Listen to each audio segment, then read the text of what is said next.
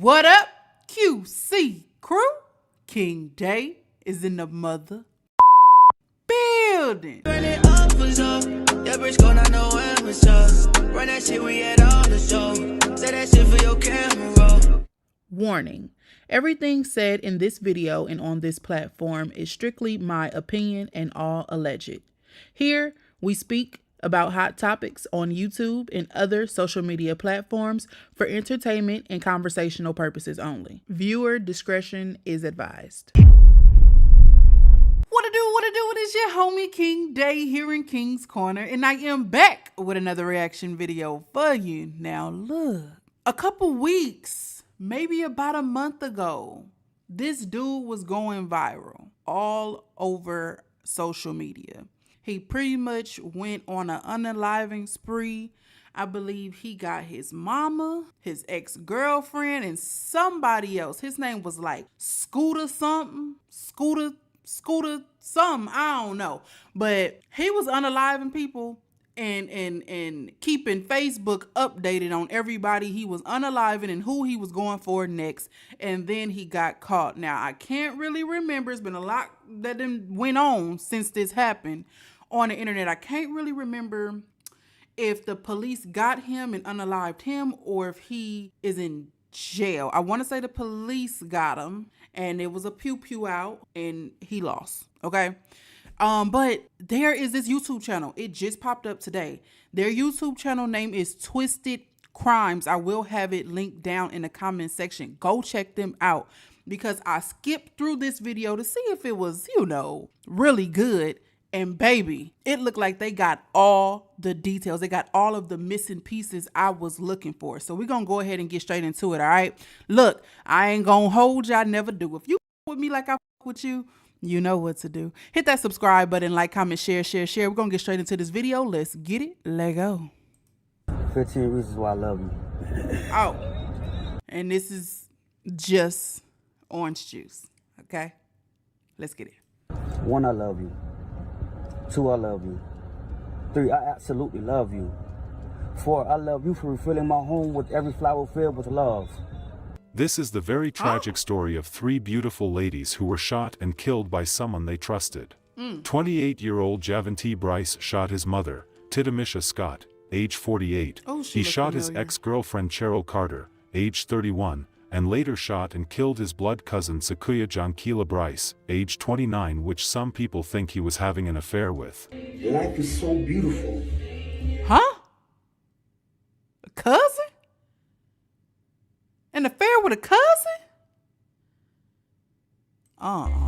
And what makes it so beautiful is when you look me in my eyes and you told me that you love me. And I lied and told you I accept that love. He killed all this people within a time frame of 2 hours.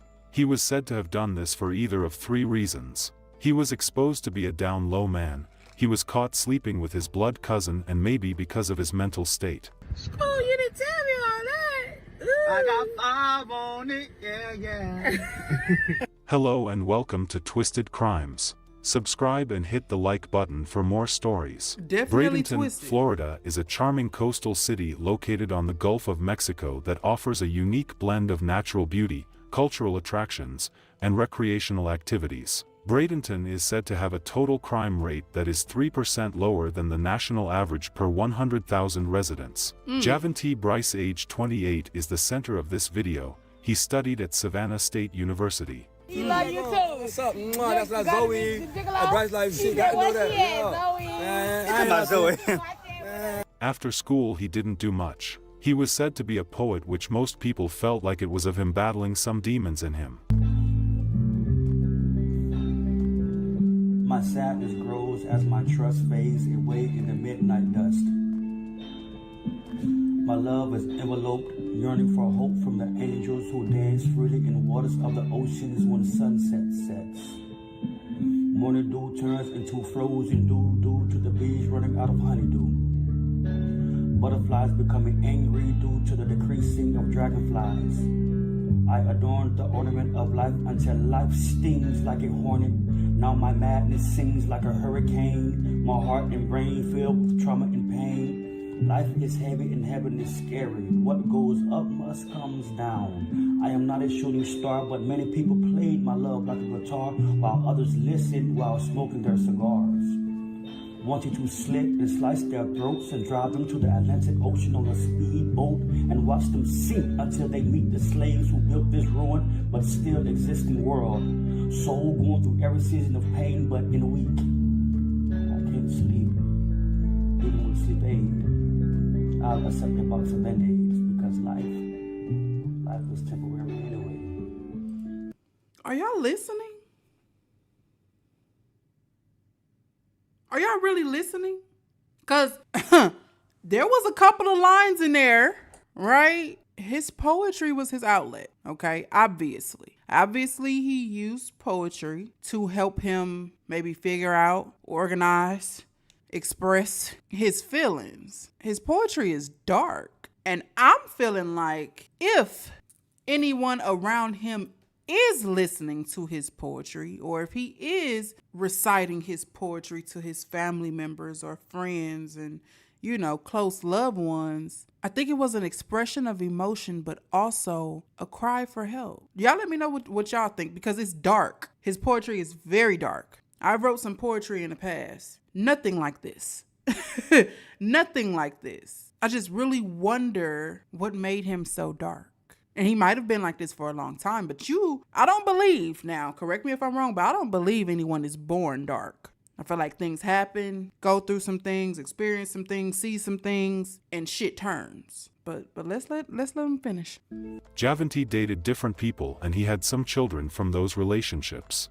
Real since day one, to the point I ain't never got to say nothing. That's why I call you my first lady. 10 years on the road, I know. He was said to have been a sort of violent person because he had been arrested in the past for domestic violence, specifically strangulation.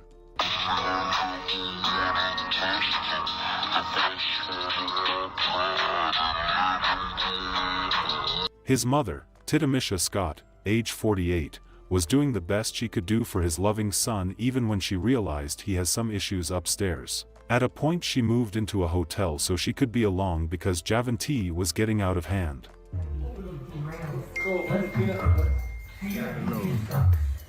Yeah. I'm the big brother, though. You heard me? Yeah, I'm the big brother. Yeah. On the other hand, Javanti was dating someone by the name of Cheryl Carter, age 31. She was a very lovely person. Because of Lambo, known to keep the better on commando. Got to hear from her, ain't need some fuck, why, slut, nothing on me from sex.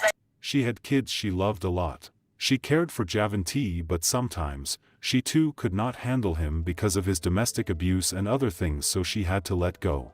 The last important person in this story is Sequoia Bryce, age 29, who was the cousin of Javanti. She was also the person why some people claim Javanti did what he did. Now getting into the actual story, Javanti was said to have been doing some weird things because he had been off his medications. I asked the Lord to remove me, rebuild me, reaccept me.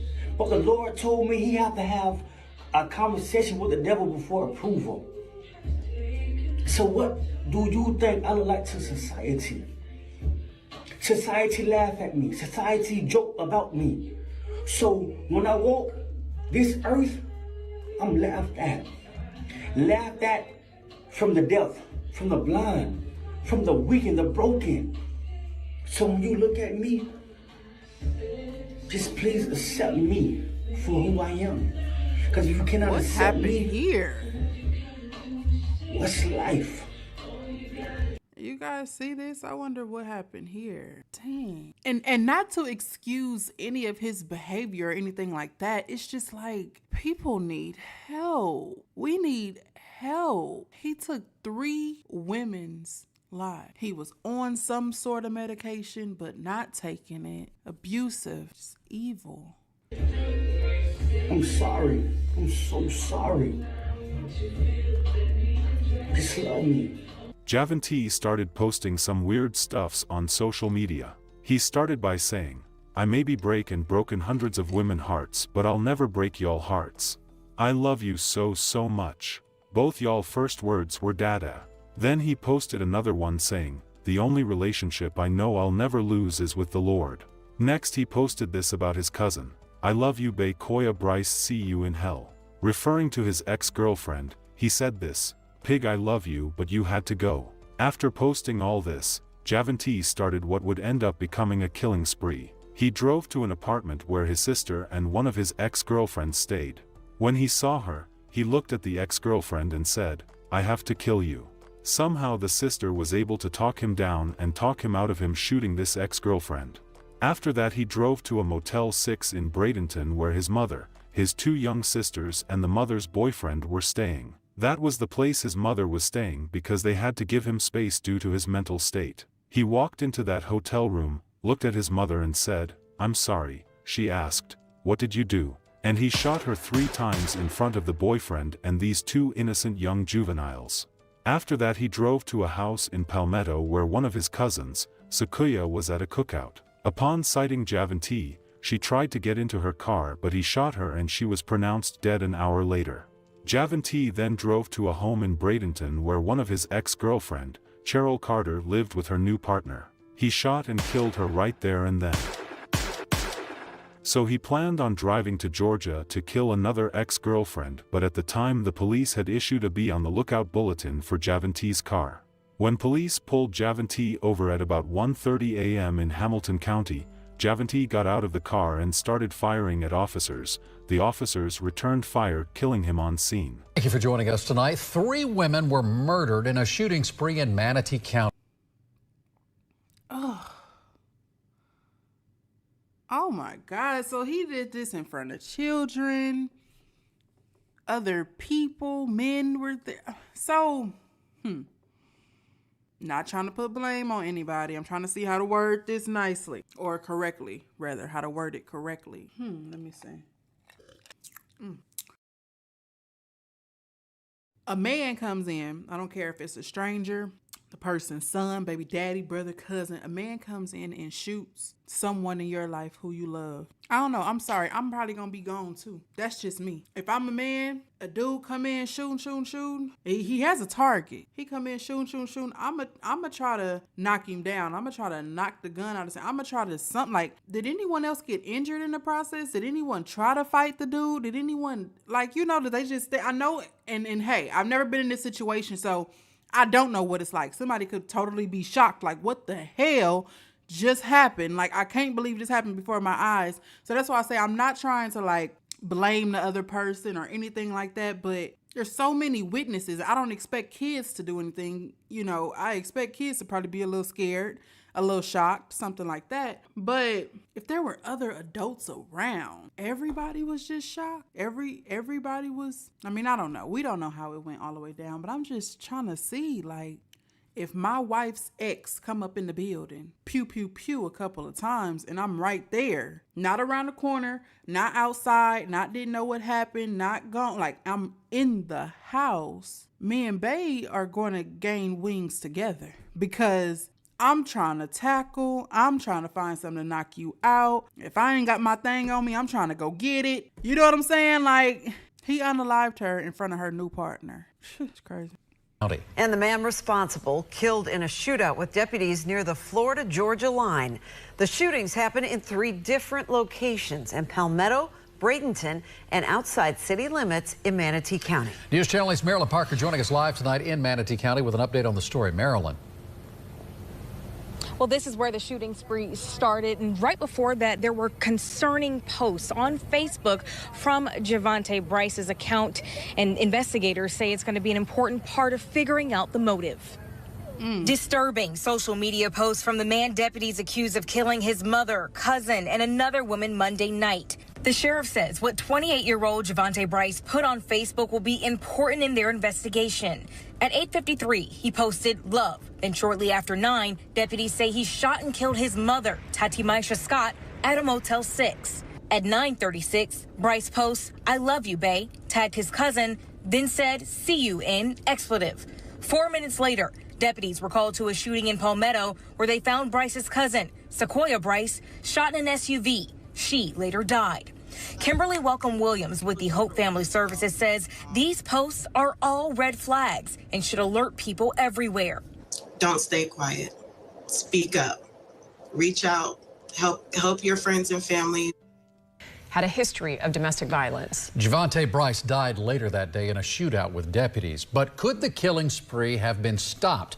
Well, tonight we are looking into Bryce's background. News Channel 8's Marilyn Parker joining us live from Manatee County with the story. And Marilyn, you've learned a little bit more about this man.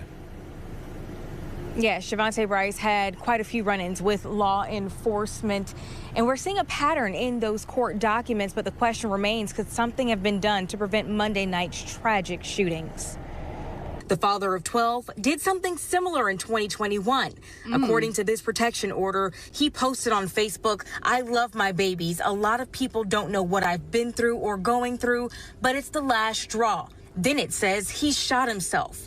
He was Baker acted. Attorney Jennifer Strove points out the protection order expired in 2023. It's hard to say if that risk protection order would have actually helped in this situation. Unfortunately, there are not a lot of long-term resources for someone for mental health help. Danielle Wondrak is the program manager at Blue Butterfly Family Grief Center. We spoke with her knowing there are children and families impacted by this tragedy. It's okay to remember the good times we had with that person, and it's still okay to be mad at them for the bad choice that they made.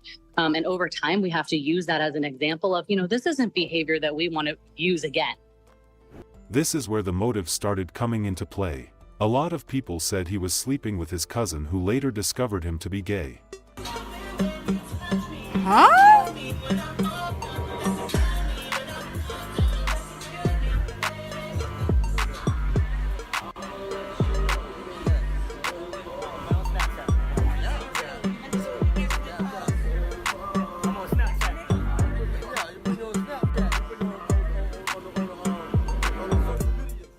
It was why he referred to her as Bae in the social media post. They believed it was obvious in some of his social media posts. Oh, you didn't tell me all that. Ooh. I got 5 on Y'all know what? Yeah. This creator, whoever is the creator of Twisted Crimes, he showed the "see you later, bae" so many times and tagged the cousin, and it literally, when he said it, just clicked. "See you later, bae," and tagged his cousin. I'm thinking, I don't know why my brain went to "see you later, bae" as the ex-girlfriend. So, allegedly, he's sleeping with his cousin, which is a girl, who later finds out or discovers that he is a homosexual. So he just, ooh. He can be seen messing around with some studs and some men. A comment on his page reads, "Who is the stud in the picture with him? He really wasn't into women," and his page clearly shows that. Another post on his page reads, "Sad to say, but this happens a lot. Most of these men that are down low don't want to live in their truth but still want to live double lives. It's crazy, and how can you get mad at someone else because of what you prefer?" Some also said it was because he was off his medication. That was why he kept posting weird poems on social media. This one talked about him mentally sick and also being gay. It reads, "You were mentally sick. I seen a lot of people say it was because they found out you were gay.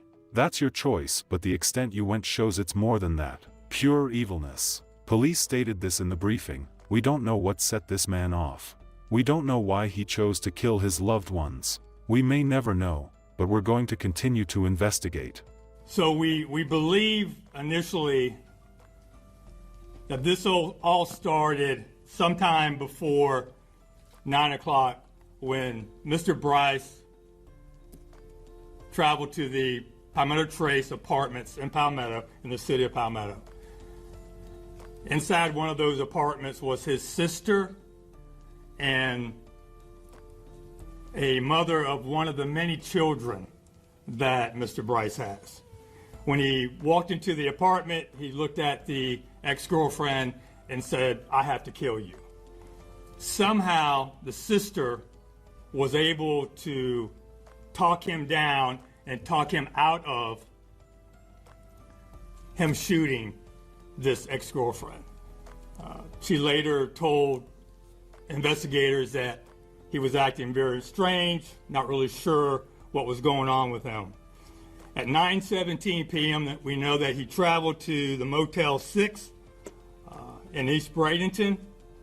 Inside one of those rooms was his mother, his mother's boyfriend, and two young juvenile sisters. He walked into that hotel room, looked at the mother and said, "I'm sorry." She asked, "What did you do?" And he shoots her 3 times in front of the boyfriend and these two innocent young juveniles. He then travels into Palmetto to the 900 block of 26th Street East. One of his cousins was at a cookout at this residence. She's starting to get into her vehicle to leave. He then shoots her at that location. She later dies about an hour after this shooting at a local hospital. We then have him traveling into the city of Bradenton over the Green Bridge. And at roughly 10:04 p.m., he travels to a location in the city of Bradenton, the 4800 block of 51st Street East. This is a residence where another ex-girlfriend lives and her now new partner. So at this point, we now have 3 homicide scenes and also an ag assault scene at Palmetto Trace. Investigators are constantly getting information. We know right away that the suspect is Javante Bryce. The family has been very cooperative. They tell us exactly what's going on. We find out that he possibly has another ex-girlfriend in the state of Georgia and that he is now traveling to that state to kill her. We put out a statewide BOLO. Luckily, sheriff deputies with the Hamilton County Sheriff's Office spots the vehicle that Mr. Bryce is driving. They stop him. He immediately gets out of the car and starts firing upon them. They return fire, shooting and killing him there in Hamilton County. And that's where everything ends. So many opinions, but we might not know for sure what could have triggered him into doing what he did. A GoFundMe was set up. Our sincere condolences to the friends and families of all the victims. It is so unfortunate. Some kids end up without their mother due to one person's actions. We wish them the best in life. May the souls of the departed continue to rest in peace. Please stay safe out there. See you guys in the next video. That is crazy. See, I tried to piece kind of everything together myself. I was on different Facebook pages and other videos, and everybody kind of was just putting the same information together. I wasn't really getting anywhere. I never even knew anything about him sleeping with the cousin. Like I said, this was weeks ago, so I really kind of forgot about it a little bit. But when everything was going on, I spent a day or so, trying to research it and see what was going on. And I'm just like, huh? I was so confused. That was a lot. That was a lot for me.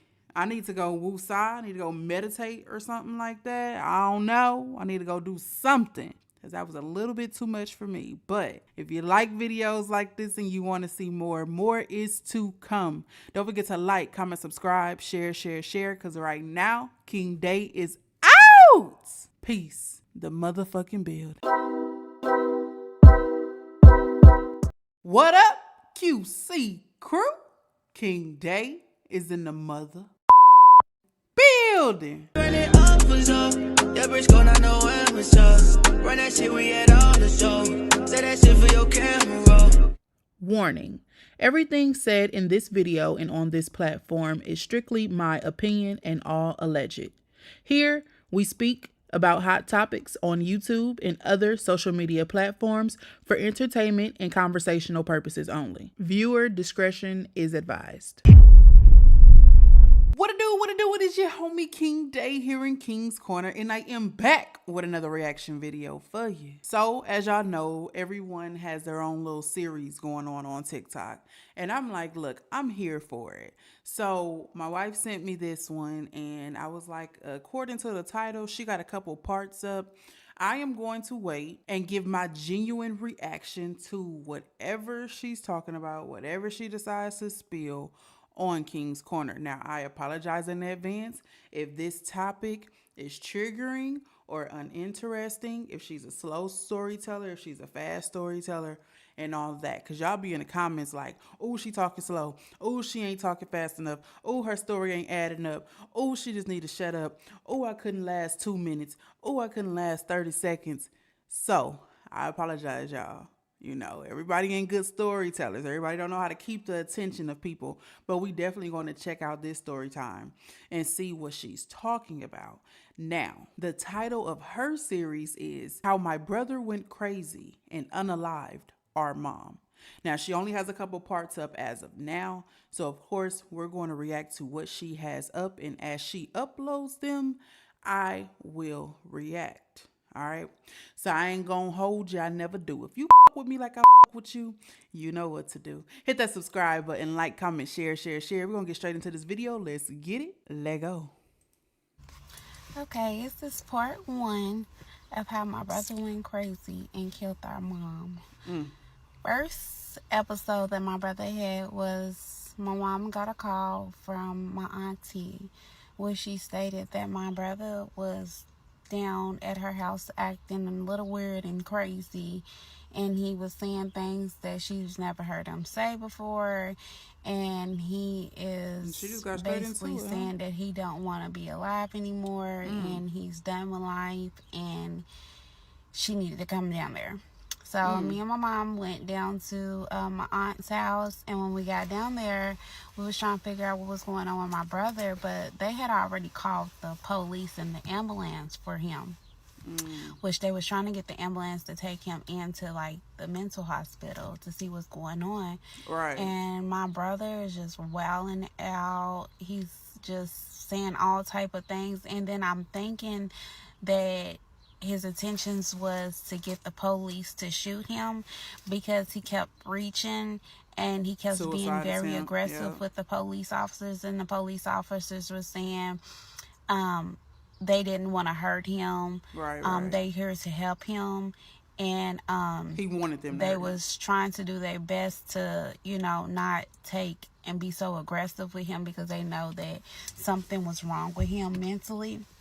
So they end up taking him into the hospital, and then what they did was end up releasing him the next day because they just said that they felt like he was high and he just was coming off of a drug, so they released him.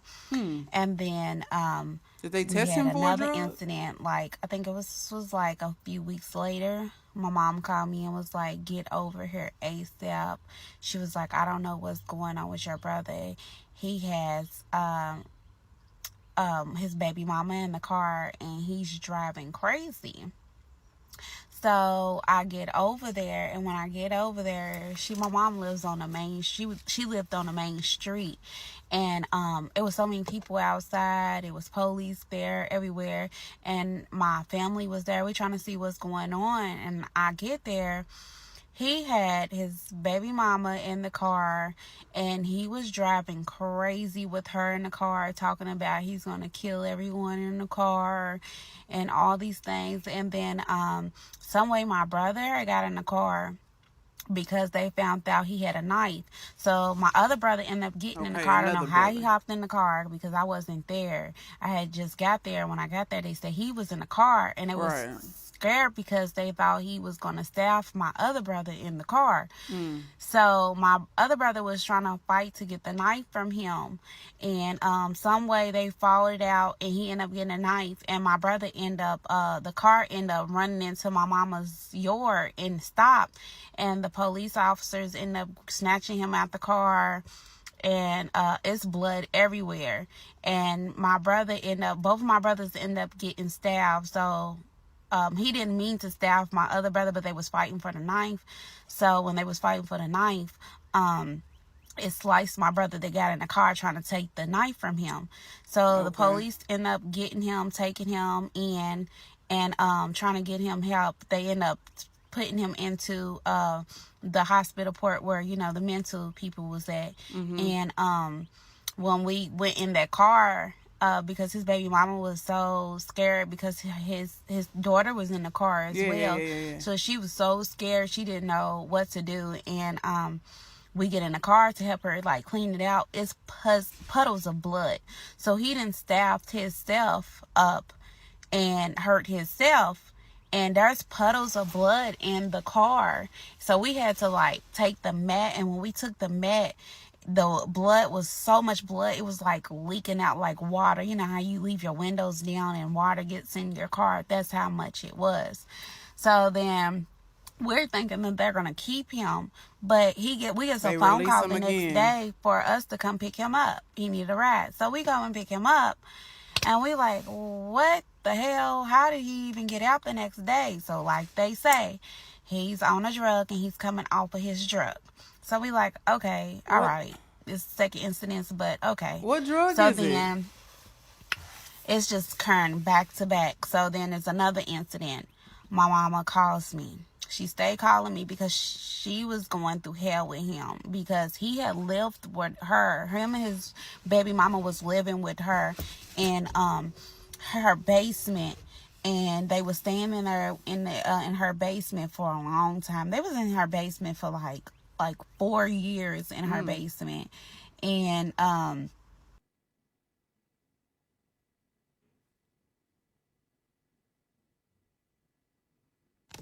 he went crazy out of nowhere. Okay. So it's like I'm like, what happened to the sound? Completely out of nowhere. Okay. So this next incident, my mom calls me and was like, I don't know what's going on with your brother. He's looking out the windows thinking someone's after him. He keeps saying they coming. He keeps looking out the window saying they're coming to hurt him.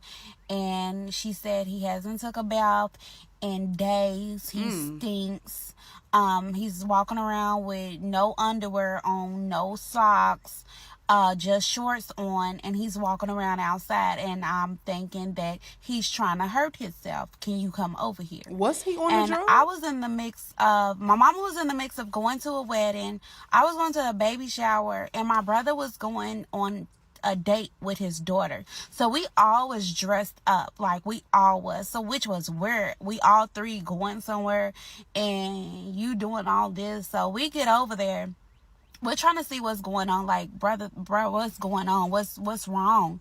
Like, what can we do to help you? And he's keeps looking sideways because my mama, where she lives at, it's like a main highway street. And it's like a main street where it's just traffic all through there. So he's looking like he wants to hop in the street. And we like, get away from the street. Come on over here. So y'all outside. Because we're getting scared because we like, wait a minute, why you keep going towards the street? Why you not talking to us in the yard? Like, why you right there? So come on over here. So we get over there. We get him, and then some way we end up getting him in the car because we want to take him down to the hospital so he can get help because we know something's wrong. So we end up getting him in the car. We get him in the car, and we're trying to go get him help. And so we're talking to him. He keeps looking around all crazy and looking. His eyes is all bucking. I could have swore his eyes was black. Like, he didn't look like himself. He wasn't even there. He was someone else. And he was like, we was like, you want some food? You want a cigarette? He wanted a cigarette. He smoked them cigarettes. When I tell you, my mama just had bought that pack of cigarettes. He damn near smoked the whole pack of cigarettes.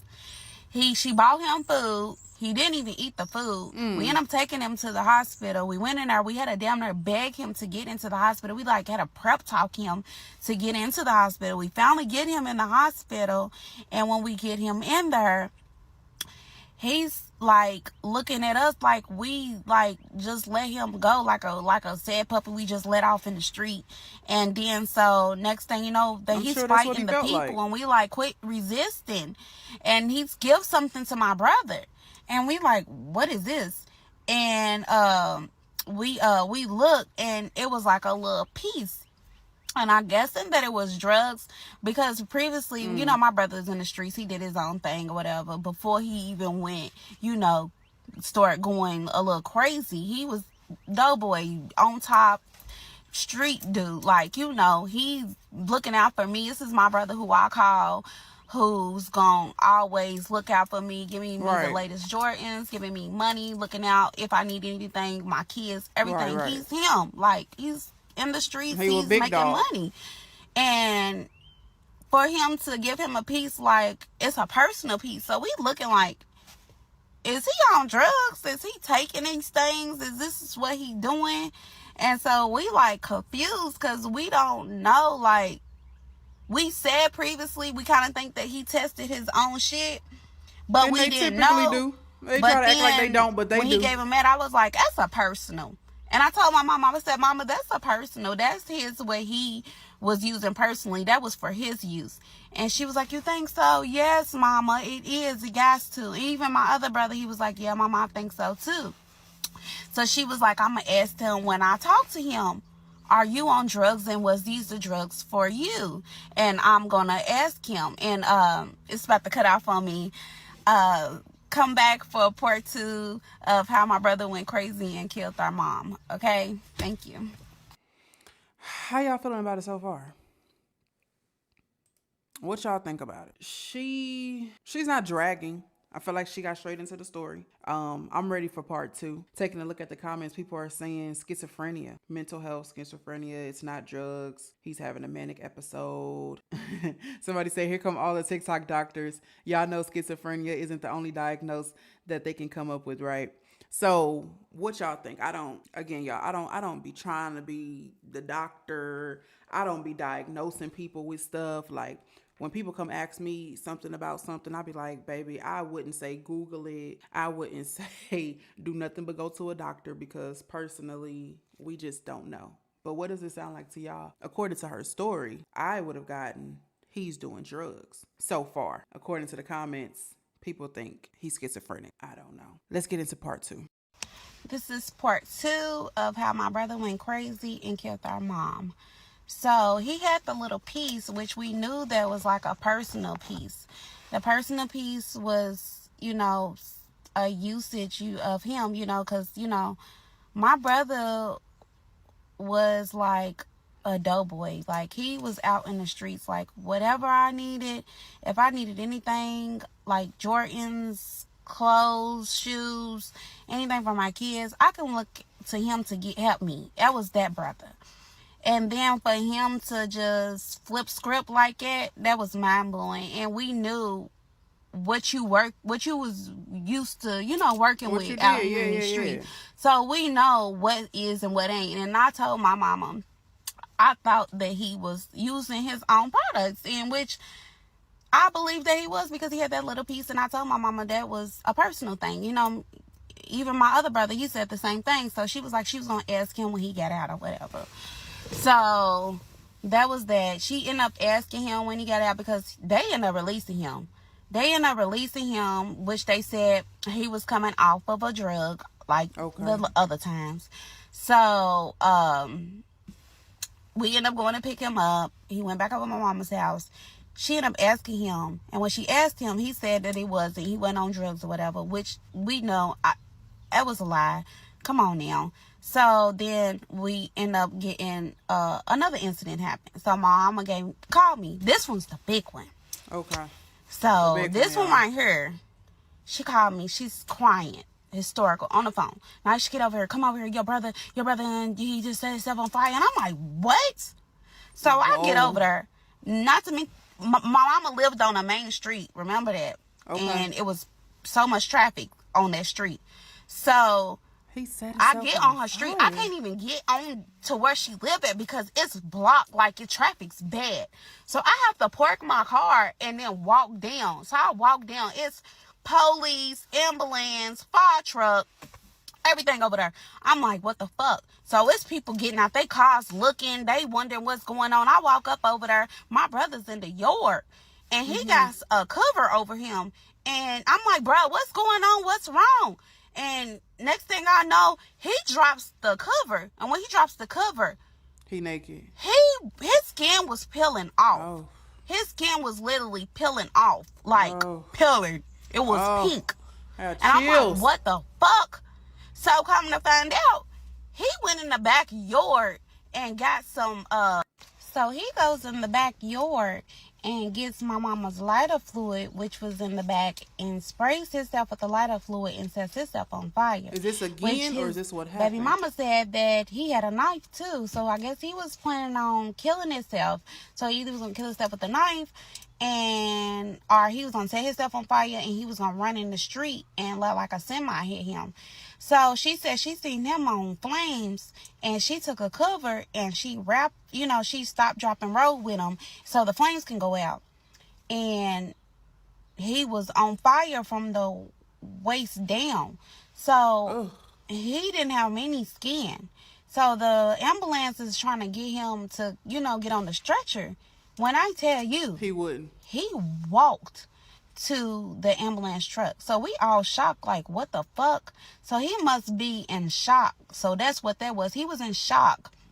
And he walked to the ambulance truck himself. So then they end up putting him on the stretcher when he walked to the ambulance truck. So they end up taking him to the hospital. So we all scared. We don't know what's going on. They rushed him into the hospital, did his little surgery on him because he's got 3rd-degree burn. Like, they didn't put him in the burn unit. So all our family's up there in the waiting room waiting to see what's going on. We upset. We don't know. My nerves is bad. My mama's nerves bad. My nerves bad. Shit. So then come to find out he's going to be okay.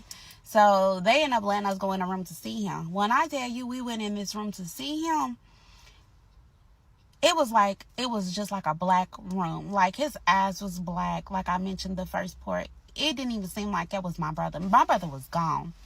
It wasn't even him no more. Like, I felt like I lost him. Like, it wasn't him in that room. Like, we just felt like I was in a room with a demon. And I didn't like that bad energy in there, that spirit. So I made sure he was okay. And I had to get out of that room because, like, it wasn't it.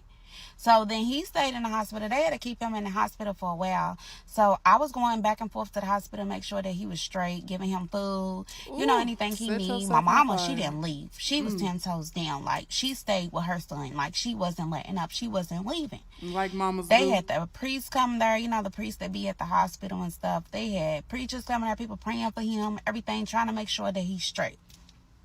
So my mama didn't leave. Like, she was there from sun up to sundown. Like, she even got sick. My mama was diabetic and she had thyroid. So she got to the point where she was getting sick because she was there all night. Girl, go home. Mama, go home. He's going to be fine. That's what I had to tell her. Like, he got nurses here. It's okay. But she didn't want to leave her son. So they had to do like a surgery on him. They did like that surgery that they never did before on him, on anybody. It was like a skin graft surgery, and they put skin on him. And when I tell you, these doctors did they big one on that, because that skin looked like that was his skin that he grew. And it looked good, but you had to take care of it. So he ended up he was in the hospital for 3 to 4 weeks. He had to go through therapy again to learn how to use his legs, his private, everything. Like, he burnt all that. Like, he had to learn again. Like, he fucked his bones up, all that. So my mama was taking him to therapy, giving him his medicine, bandages, everything. Like, she was his nurse. Like, she was doing her big one for her child. And she didn't let up. And she was like, I don't know, y'all gotta help me because this is hard. Right. And I understand that it was hard, but like, mama, you have to take a break for yourself. That's what I kept telling her. She had got sick or whatever, and that was that. So then she ended up telling his baby mama, you got to go, because she was staying at her. Remember I told you that they was in her basement staying for 4 years. She told her she had to go, so she ended up having to leave because, baby girl, you getting pregnant down here and everything. She ended up getting pregnant. So by somebody else? It was too much. Like, you got to go. She got pregnant by somebody else, or she ended up telling her she had to go. brother? So it was just my mama and my brother there. So my mom was taking care of him or whatever, and we was thinking that he was getting better because shit was getting better. Like, he was doing good. Like, he was like in the room where he was doing good again. Like, he was mingling with his nieces and nephews again, having, talking, just saying overall his prayers, going to his therapy. He ended up, going to see a therapist or whatever, and they doing the Zoom stuff because this was during COVID too. So they ended up doing the Zoom therapy and stuff for him and stuff too. So we thinking everything's fine and everything's good. So then, It was during Mama's what taking part of care of him. I'm making COVID? Because I know at one point it was like, wasn't nobody outside unless you are an essential worker. And then she said it was traffic, but she had to get out the car and walk when he first set himself on fire. So, during COVID, was it the peak? Was it the beginning? Was it the end? What part of COVID did this happen? making sure that everything's straight. And then it's like everything was good. Then it's like I got a phone call from work and she was like, I don't know what's going on with your brother, and I don't know what's going on with your brother. He's mad that I made this post on Facebook. All she did was she reshared this post where it was like, if you don't like it, you can hit the road jack. And it was like a Tweety Bird. And it was just like a little quote. And she just reposted it. So I guess he thought that was towards her. And, which wasn't, she said it wasn't, she just reposted it. And he got mad. And he got mad that she reposted that, and he was walking around with an attitude. So she was like, I can't do this by myself. Y'all gonna help me with him because I can't take this. He's walking around not taking showers again, and he's not eating. So I guess he was going back downhill. And then see, he was getting to the point where when we came over there, like, he stopped coming out the room. He was sitting in the room in the dark, because it got to the point where my mama was like, she had told him, like, share your story on Facebook, because my brother never had a Facebook or social media or anything. He never had none of that. So mom was like, well, maybe your story will help somebody else out, because we thought he was getting better. So she was like, go on Facebook and, like, tell your story. So, like, he would go on Facebook Live, and he was just, like, be in a dork talking. And he would be in that dark just talking, saying all kind of stuff on these lives, like, that didn't even make sense. And then, like, we wasn't really paying attention to him like that, but we was. But I feel like if we was paying more attention, come back for part 3 of how my brother went crazy and killed my mom, part 3. Coming to think of it, maybe she meant it was a lot of traffic because of the fire trucks and the police and everybody. That's probably what created a lot of chaos around her mom's house. I'm still thinking about the last comment that I made where I said, like, what part of COVID, because she said it was traffic. But why did the hospital keep releasing him, like, over and over again? It doesn't seem like this story is spread out throughout years or anything. And it's just like, we have this repeat behavior. Why do they keep releasing this man? Why do they keep letting this man out? Somebody let me know, because I don't know. Let me know in the comments what you guys think. What is the reason for them just keep on releasing him? What's that about? Y'all let me know. Let's go ahead and get into part 3. This is part 3 of how my brother went crazy and killed our mom. So he was in that room, and he was just in that room in the dark going live, and I just felt like it was just bad vibes after a while. He went downhill. He wasn't on his spiritual journey no more. He was just like on some demonic shit after a while. Like, you can feel the bad vibes, especially when you're a spiritual person. You can feel that bad energy, and it was all in that room, like right there. It got to the point where the kids didn't go in that room no more. I didn't go in that room and check on him no more, because I just felt the bad vibes. I felt it. Especially, I'm spiritual, and I felt it. So he stayed in that room in the dark. He wasn't even taking baths no more. He was barely eating, all that. So then it was like he was making them videos, and he was like, how can a mother do this to their child or whatever? And then it's like my mama was so upset. She was so scared, really, of him. She was sleeping with her doors locked, knife underneath her pillow. And I got to the point, I'm like, Mama, why are you in this house with him with your door's locked and a knife underneath your pillow. She was like, I don't care. That's my son. I'm not turning my back on my son. Okay. I was like, I understand it, mama, but it's your safety that you got to worry about. Because if you in your own house, sleeping with your door locked, your bedroom door locked, and a knife underneath your pillow, you're scared of him. You're scared that he's gonna do something to you. Not to try to start pausing, y'all know how I get. But if you are in the room and your doors is locked, you got a knife under your pillow. If your knife is under your pillow, it's under there because you have intention on using it at some point. Not that you really want to, but it's probably going to come down at a point of time where you have to use it. And if you're at a point to where you're like, I'm gonna put this knife underneath my pillow because one day, the way I'm feeling, I'm going to have to use it. I feel like there's just a better solution for the whole situation. You know? Because who wants to be put in that position where their son, the man they gave birth to, is kicking down their door because it's locked, so he can't twist the knob and open it. And if he wants to get in there for whatever the reason is, he gonna do whatever he got to do to get in there. You done trapped yourself in the room, right? Now, I don't know if it's upstairs, downstairs, if she can climb out of a window or anything like that. But hypothetically speaking, you done trapped yourself in this room. He's kicking the door down. You have the knife in your hand. It's going to get to a point where you have to use that knife because it's either you or him. And you may have the knife just to be using it to try to scare him off or get back, something like that. But if he's already shown that he's suicide, he done set himself on fire. Okay? Everybody knows. It doesn't take a rocket scientist to know that you set yourself on fire or somebody set you on fire. That's not a fast death. That's not a quick death. You gonna feel that.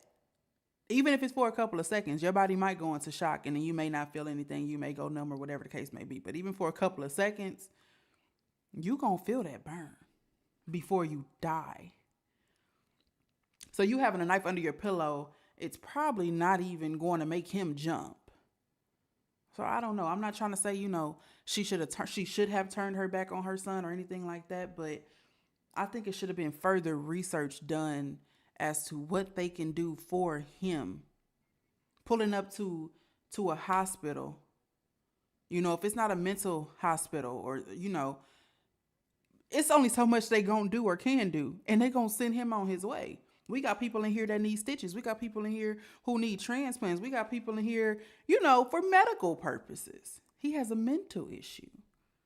And when she say hospital, I don't know if she's talking about a medical hospital or a mental hospital, but I'm just taking hospital, as a medical hospital. But I mean, instead of having gatherings about y'all need to help me with him, I think everybody should have, maybe came together, and maybe they do. And maybe she expressed this later on. I'm not trying to judge, but I'm just saying maybe everybody should have tried to come together with some form of money. See who has insurance. If they can carry a sibling on the insurance, see if they can get him into a mental hospital where he can stay, where, they can figure out what his problem is. And that right there could have been the best help she could have provided her son with. And that's not turning your back. You know what I'm saying? Because I can only imagine you in your house and you scared of somebody you gave birth to where you're locking your doors and you got a weapon under your pillow. It's crazy. You need to put him in a home, like a mental home, like something that can help him, because you can't help him only so much. I spoke a little too soon. Do it. That was her firstborn. She didn't want to turn her back on him. That was That's that. You can only say so much to your mama for them to listen to her. Right, okay. Right. But that's not turning your back, mama. Go back to him doing them lives, and he's saying, how can a mother do this to their child? He was so resentful to my mama with his childhood. He blamed everything that happened bad to him in his adult life on my mama. He used to be so nasty to my mama. When they got into it, calling her bitches, whores, sluts. She's the reason why he ain't got his daddy in his life. Like, he was so resentful of him not having his daddy in his life and put it on my mama. He used to pick a difference of his relationships with his siblings. Like, he wasn't resentful towards me, because I was a little sister, but my other brother, he would be resentful toward him, like, because me and my other brother, we had shared the same daddy, but him, he didn't have the same daddy as us. Like, he had different daddies than us, and like, he would like treat outsiders more better than he did his own brother. Like, even his cousins, he would treat them like brothers than he did his own brother. Which, I'm not saying they didn't have a good relationship, but I felt like you wasn't more brotherly to your brother because you didn't have the same daddy as him. And y'all, my daddy was in our life. He tried to be in his life, but he was so resentful towards him. He couldn't. You can only do so much when a person don't want you around, and you ain't gonna force it. So that's what my daddy did. But you know, you can't get mad at us because your daddy wasn't around. But that's just how he was. And so let's go back to the day that, you know, my mama had found that post. Post that post. So the next day, I had a phone call from my mama and I missed it. So I called her back and she didn't answer. So I was running late. So I was getting the kids ready because they was gonna go over her house because it's COVID. So school and daycare was closed and my mom was out of work because of COVID. So I'm getting them ready. I'm running late. Usually she'll call me and be like, "Oh, Nisha, y'all still coming? What y'all running behind?" But she didn't call me, so which was weird because she always called me. Always. So I got them ready. I'm pulling up over her house. I'm getting them to hop out the car because I'm about to pull off. I'm about to ski out of there because I'm late for work. Usually it's what I do when I'm running late. I have them hop out the car. I know she gonna open the door, so I'm about to ready pull off the driveway. Right. So when I'm about to pull off, she's not answering the door. So I'm like, "Are y'all knocking?" They was like, "Yeah, we knocking." So I had to get out the car. I started knocking on the door and calling her. She ain't answering. So I knocking on her window because her window's right next to the door. So she's not answering. So I'm like, okay, that's weird. So I tell the kids to get back in the car. So the kids get back in the car. So I didn't have to call in because I ain't got nobody to watch the kids. So we pull up back at the house. So I keep calling her. She's not answering. So I call my brother. I'm like, "You talk to mama?" She was gonna leave He the was kids like, "No, I ain't talked to her. I talked to her yesterday. She couldn't find her keys." I'm like, okay, that's weird. I said, "Yeah, she called me too. I missed the phone call." So I was like, he was like, "You think she went over her boyfriend?" So I was like, "No, because her car's outside." Because her car was outside. And I'm like, okay. I'm like, no. I was like, I don't think so because he ain't got no car. So how you going to come get her? So I was like, okay, that's cool because my brother was at work. So I got off phone with him. I'm still trying to, you know, see where she is. So I ended up tracking her phone because I got all her passwords and everything for her phone because I set her phone up. So I track it. The phone says she's at home. So I'm like, okay, that's weird. Her car's at home and she's at home. So then I was like, man, where the fuck is my mama at? So I starting to get worried. So I called 911. I'm like, okay, I don't know where my mama is. I said, she's not answering the phone. Her car in the driveway. driveway. The phone says her phone's tracking to her house and her car's at home. Period. And then I said, I know her and my brother got into it last night. Not too bad, but he got a mental problem and he had an attitude with her over a post. And then she was like, I was like, y'all can either meet me over there or y'all don't, but I'm just informing y'all because I'm about to pull up over there and go in the house. So they was like, we'll have a dispatch go over there, you know, police go over there. So then my daddy ended up calling me because I guess my brother called him. He was like, "You about to go over your mama's house?" I was like, "Yep." He was like, "I'll meet you over there. I'm about to pull up over there." Because my daddy lived down the street from my mama. So I pull up over my mama's house, me and the kids, they in the back seat. I told them sit in the car, I get out. I'm trying to open up the windows because I don't got my key because the week before she asked to use my key because she got locked out of the house. So I'm trying to open up the windows. Couldn't open up the windows. My daddy ended up pull up. He's trying to get in, couldn't get in. So we go around the back because she got a sunroom. We going in. I said, "Daddy, the door's probably locked." My daddy go to the door, door's wide open. I'm like, okay, that's weird. So we go in. We go in, there go to the kitchen. So when you go in, there go to the kitchen. So I'm like, "Mama." Daddy's like, "Tracy." So we go in, going through. I go to the living room. In the living room, I go a chairs with stuff stacked on top of it and the couch pushed up to the door. And I'm like, what the fuck? That's weird. So I'm like, okay, I paused and looked at that, but my daddy's going towards my brother's room. He skipped my mama's room because their rooms is right by each other like this. So he goes in my brother's room, and then I go in my mama's room. And I'm like, "Mama," and her bed's made up. I'm like, "Mama," and there's 2 specks of blood on the. Oh Lord, bear with me, y'all. Oh Lord, there's 2 right. specks of blood on the. It's 2 specks of blood on the cover, and I pulls it back, and when I pull it back, My mom was covered in blood. Blood's everywhere. All over the curtains, all over the walls, all over the place. And I faint. I passed out. My daddy grabbed me, pulling me out the room. Some way I breaks out of my daddy's hands. And I'm telling y'all just how it happened. I breaks out of my daddy's hand. I runs out the house. I takes my jacket off and run down the street. Because remember, my mama lived on the main street. I run down the street and I'm screaming. I am terrified. I just lost my mama. I know she's dead. So much blood in her and she's not moving or nothing, and I fainted. I just knew it. The way she was, it didn't even look like her. Tune back in for part 3 of how my brother went crazy and killed our mama. Shit.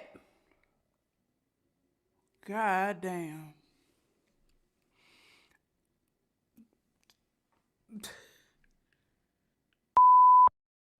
I knew by the title that it was going to be crazy, right? We all knew by the title it was going to be crazy. I did not expect no kiki moment in this. I didn't expect no laughter in this situation. I didn't expect, obviously, nothing positive out of the situation. I also didn't expect for me to get teary-eyed like this, but again, we don't know if it's drugs or if he's schizophrenic or whatever, okay? I don't even know. I'm not even going to act like I'm not even going to pretend like I do. I don't know if drugs can turn you into a schizophrenic person or whatever, okay, right? But whatever it was so powerful over his mental that he took his mama. It took over him. It had so much control that he took his fucking mama, bro. And she says her mom wasn't even recognizable. So what did he do? Did he go in there and just like beat her to death, slice her up? And then once he finished, he neatly made the bed on top of her. We don't know if he's in his room in this house or if he's gone. I guess we'll figure this out in part 4. Okay, this is part 4 of how my brother went crazy and killed our mom. So after I found her, I ran down the street and I know she needed a break after that. Y'all see, this is the next day. It's shining outside. Well, it ain't necessarily shining, but it's bright outside. And it was nighttime on the last video. I'm pretty sure she definitely just, because I need time. I'm going to finish this video, y'all. But when I tell you, I know she needed time because I need time. This ain't my mama, my brother, or nothing. That's fucking true. And I had, my dad had came out trying to help me. And the kids are still in the car, too. And so they don't know what's going on. I'm just lost for words because I just found my mama dead and filled up with blood. So the police and the ambulance is there. They end up going inside and, trying to see what they can do when they went in there. And they come back out and I'm like, she's dead. And they was like, well, we can't say if she is or not. Okay. And I was like, I already know she's dead because, you didn't come out with her on the stretcher. So as common sense, if you didn't come out with her on a stretcher, then she's dead. And I was just lost for words. And it was pouring down, raining. When I say pouring. And when I ended up calling my brother, my family, everybody, aunties, I didn't call him, but my daddy did, and everybody got the word. I called my brother and told him. I broke down I didn't even know how to tell my brother. Like, it was horrible. And everybody ended up showing up, and like I said, my mama lived on that main street, so traffic was just at a standstill because everybody was just so shocked because my mama was very known. Like, my mama was a traffic guard in the city. She worked for the police department, so she was a traffic guard, and she also was traffic guard for schools and stuff, so she knew so many people in the city, not to mention that she was just known in the city. She was very, very known. So like people slowing down, they stopping, it was so many people at her house. And even the reverend came, like, for our church. He ended up coming. I don't even know how he got the word. Like, the word traveled quick. And, police came, and they was like, do you know who did it? And this is homicide ended up coming. And I was like, yeah, it was my brother. And he was like, how do you know it was your brother? And I'm like, Who because else? her car is gone now. Remember I said her car was there. Now her car was gone when I ended up coming back. So I don't know if he was still in the house or not. That's why the door was her unlocked. car was gone We just ran when out the I ended house. up coming back. So I'm like, I know it was him. Like, it had to be him. Like, her car's gone. Like, it was here first, now it's gone. And then he's the only one to live here with her. Like, it has to be him. So they like, okay, so we're gonna put an alert out on for her car. And they was asking me the model and the make and the description of the car and what my brother looked like and everything. And I had told them, so they put an alert out for him. And then, all the police officers, they knew my mama. Because, like I said, my mama worked for the police department. So it was like one of theirs, like they just died. So all the police officers and homicide, everybody that came, they was giving their condolences because they knew my mama. So they was hurt too. So, they went in there and they was like, yeah, your mom, they finally announced that she was dead or whatever. And I was like, well, I had already known. And, I was devastated, like, lost for words. And it's pouring down. And it was like, you all can leave if you want. I'm like, no, I'm not leaving. I'll wait until I see y'all. I wanted to see my mama leave the house. I did. I wanted to stay. And I stayed. My whole family stayed. We stayed in the rain. And we waited, they had to wait, for the people.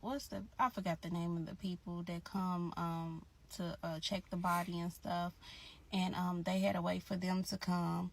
And not hospice. Oh, you know what I mean. But they end up having to come, and then they check her, and so they can name what was the cause of death and stuff. And then, they was saying, she had her last vows and stuff. They had to wait for all that and stuff. And they end up was telling it took a long time, they had to do like search the house and all the other stuff. It took hours and hours, and we waited outside.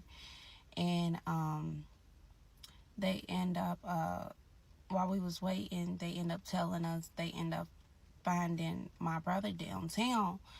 They found you about to say him, downstairs. Cause my mama had this was right before Christmas, so my mama already had all her Christmas stuff. She even had her Christmas tree up. She already had all her presents underneath the Christmas tree for everybody, and she had gifts in her trunk too for her grandkids. So somebody had said they seen him at the store, and he was trying to sell some of the kids' gifts in the trunk. Cause my mama had I know she had got one of my sons a scooter for Christmas, and he was trying to sell this scooter for gas money because he didn't have any gas money. And he took and went to another store, and I guess he ended up selling it, and he ended up getting some gas. So then they ended up catching him at the Taco Bell down the street, and they called him, and one of the workers had said they thought that it was a woman in the car because they thought that the person had a wig on. They could have swore that the person in the car had a wig on, but when he got out the car, he didn't have the wig on. So I'm like, what was he trying to act like my mama in the car? Like, didn't even make sense. So they ended up getting him and locking him up, and he's saying that he didn't do it. So, like, okay, that was that. And then so we still waiting at the house and waiting for him to bring her out. They end up bringing her out on a stretcher, and I just lost it. When I say I lost it, it was just devastating because, like, this is my world. Right. My mama's, like, my best friend. Like, when I say my best friend, I talk to this woman every day. Like, there was no day I wouldn't talk to my mama. Like, we talk about everything. Like, when I grew up, like, I was a teenager. I didn't like my mama. I used to bump heads with my mama. When I got grown, we was like this. We even went out together. We went to the clubs together. We went to bingo together. We went everywhere. Like, it's just like, that was my last. Who would have known that that day before was my last day seeing my mama? But at least I got to see her. And I kind of wish that, you know, I could have helped and prevented something, like, because that was the reason why she was calling for the keys. She was calling for the keys because she was trying to, you know, lock her door. And she probably locked her door and he unlocked it with the keys. He took her keys and unlocked it and came in there and killed her. And, you know, I was just devastated with, you know, my mama's gone, and they told us that, you know, don't nobody come clean the house. We had to book somebody to clean the house. And I don't know why my daddy went in there. My daddy went in there, y'all, and cleaned my mama's whole room, like cleaned it to the T. And I don't know why my daddy did that. Yeah, we could have booked somebody to clean that room, but my mom and my daddy was really close. He felt like that was something he needed to do. And he cleaned that room. He needed to do that for himself. Never cleaned that room because that scarred him. It really did. It like messed him up, like in the head when he did that, because it was so much blood everywhere. And it probably did mess him up, but in that moment, that was something that he needed to do. For whatever reason. It was some type of obligation he felt like he needed to take upon himself. Maybe he did it for her. You know, well, obviously he did it for her, but you know, it could have been some connection that we don't know about. You know, some type of thing he felt like he needed to do in honor of her. He felt like that should have been his job, and maybe he is scarred from it now, but that was something that he needed to do. Like me, for example, my mom passed away and it was time to, you know, come view her body. Every time somebody left from looking at my mama, they go up there and, you know, people get touchy. People, you know, all of that. And every time somebody left, you know, left from up on the stage, whatever, where her casket was, every time somebody left, I went up there and I refixed her bang. Mama wore a badass feather bang. You hear what I'm saying? Feather bang used to be popping. And when she first got everything done, the lady came and did her hair, but they didn't give her the feather bang. And I called her up like, my mama need her feather bang. And she came and did it for me, but that's neither here or there. But I went back up there and I fixed her feather bang. If it fell a little bit, or if somebody might have touched it or might have moved it out the way, or might have moved it more in her face, whatever the case may be, I went and fixed her bang. I let people have a moment, okay? And I went up there and I fixed my mama's bang. Her glove, I actually put my mama's gloves on her. I fixed her gloves, made sure her gloves was up, snug, tight to her fingers. I made sure that her hands was crossed the way I crossed them after I put her gloves on. I made sure her shirt was pulled down. I made sure her bracelet was upright. I made sure that her shirt was where it was supposed to be, up on her neck. I made sure the rest of her hair fell this way, right? Every time somebody left from up there with all the touchy-feely, crying and emotions, I let them have their moment, and I went up there and I got my mama back straight. And in those moments, no, I was not crying. I think I was just in action mode. I was just in go mode. So yes, I had my moment. You know, I had my moment, everything settled in, but I was there every step of the way. I seen my mama when they got her from the hospital and took her to the mortuary. I seen my mama without her actual fit on. You know what I'm saying? Before she had her outfit, I seen her, my mama had braids in her hair. So I hired somebody to take her braids out and do her hair with the feather bang. I seen her in all stages. And then I seen her when she was finished. Like I said, I placed the gloves. I didn't get her like nails or anything. She didn't have her nails done, so we put her gloves on. We decided to do gloves. When I say we, that's me, my wife, and then her two friends that went out and got her outfit. And we decided to do gloves. I put the gloves on her and I placed her hand a certain way, and I feel like that was my obligation, was to make sure my mama was straight. And to this day, I took pictures of my mama in the casket, right? But to this day, I can still kind of feel it, and it doesn't feel good. It doesn't feel good at all. The actions that I took when I was fixing my mama does not feel good today. And those pictures that I took of her in a casket, I never visit them. I actually took the pictures for if at any moment my little sister, when she becomes of age, because me and her dad both agreed that at her age, we don't want her to see her mom like that. But of age, if at any moment she says, I need to see, or I don't believe, or I need proof, or I would have it. But even myself, I can't even see my mama in the casket today. I wouldn't dare pull up those pictures in my email. I don't celebrate her death date. I don't look at pictures of her in the casket. I don't open up her obituary. And so I relate this to her dad. He's probably traumatized and triggered by that whole situation of cleaning up that room. But it was something about it that he felt like it was his obligation to get that room right. And if he's ever taken back to that time or that place, I can guarantee you it don't feel good to him. He's probably not okay with it. He probably can't even talk about the day. He probably can't even talk about cleaning up all the blood or, whatever he had to clean up. But it was something about it that he felt like he needed to do.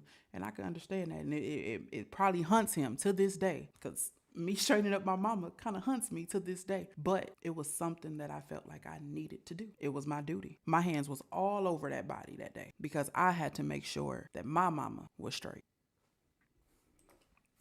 He cleaned that room up, and I don't know how he did that. Like, cause she got killed on her bed, on her mattress, and it was just horrible. Like, I was scared to even come back in her room. In her house, to even clean the house up, to like take everything out the house. It took me a while to come back in. I had to wait like a few weeks to go back in there. Y'all come back for part 5 of why my brother went crazy, how my brother went crazy and killed our mom. I just paused it and gave a whole testimony, so I ain't got too much more to say. We're gonna go and jump straight into part 5. Okay, this is part 5 of how my brother went crazy and killed our mom. So my dad had went in there and cleaned up all of the blood in the house. I don't know why he went in there and cleaned up all that blood, because we literally could have booked somebody to clean all that blood up, because homicide had told us, they told us that they didn't have anybody to clean the house for us, that we had to do it ourselves. And my daddy, him and my mom was really, really close, so I felt like he felt like it was his duty to do that, which after he did that, you could tell that it affected his mental, and I wish he wouldn't have never did that, but he did it. And then so after that, the next day, it was so overwhelming. Like, had so many people reaching out, and I appreciate everybody that reached out to me, but it was just like so overwhelming because I just lost my mama. Right. And I You really didn't know space. what to do. Like, it was just so much. Like, people was bringing food over, people was bringing, sending their condolence, reaching out, calling me, and at this point I just was numb. I didn't know what to do. Like, I was lost for words. Like, I literally lost my best friend. I was so lost for words because I couldn't believe it. I kind of felt like it was a dream. Like, my brother really killed our mama. This is my blood brother. This is our mama. I couldn't believe I lost my best friend. I didn't know how life was going to work again. Like, how was I going to cope with life? Like, I'm not even gonna lie, I couldn't even be a mom at the moment for my kids. Like, cause I was lost. Like, I wanted to take my life. I wanted to be with my mama. I really did. And I'm gonna be honest, like, depression really hit the fan for me. And it was really bad. And, it got very bad for me because I was still trying to maintain life, for me and my kids. But it was hard. And, the detective had reached out to us and said that, they're trying to do the rapid tests for the DNA, because they went ahead and did DNA for my mom, because, she was like one of theirs. Like, I remember I told you she worked for the police department, so they did a rapid test. They was 10 toes down on trying to find out if this was my brother that killed my mama, and they really was very helpful. Really, they was. And they told me that they did a DNA test underneath my mama's nails, because her nails was broken up. Like, I guess from her putting up a fight, trying to fight for her life, all her nails was broken because she had just got her nails done. And they put a DNA test on his clothes because they found his clothes in the basement. I guess he tried to wash his clothes. They found the murder weapon in the backyard because, remember, it was raining, so he was able to dig a hole and try to hide one of the murder weapons. And then they found another murder weapon down in the basement as well, in the little the little sewage port in the basement. They found it there. I can't tell you exactly what the weapons was because we're still going for trial. But they also did the DNA test for that, and they told us that it takes 48 hours. So after 48 hours, they got back with us, and they let us know that their DNA came back as my brother being the one that murdered my mama, because the DNA went, you know, it was his DNA underneath her nails and stuff. And her DNA was on, her blood was on his clothes and on the murder weapon and everything.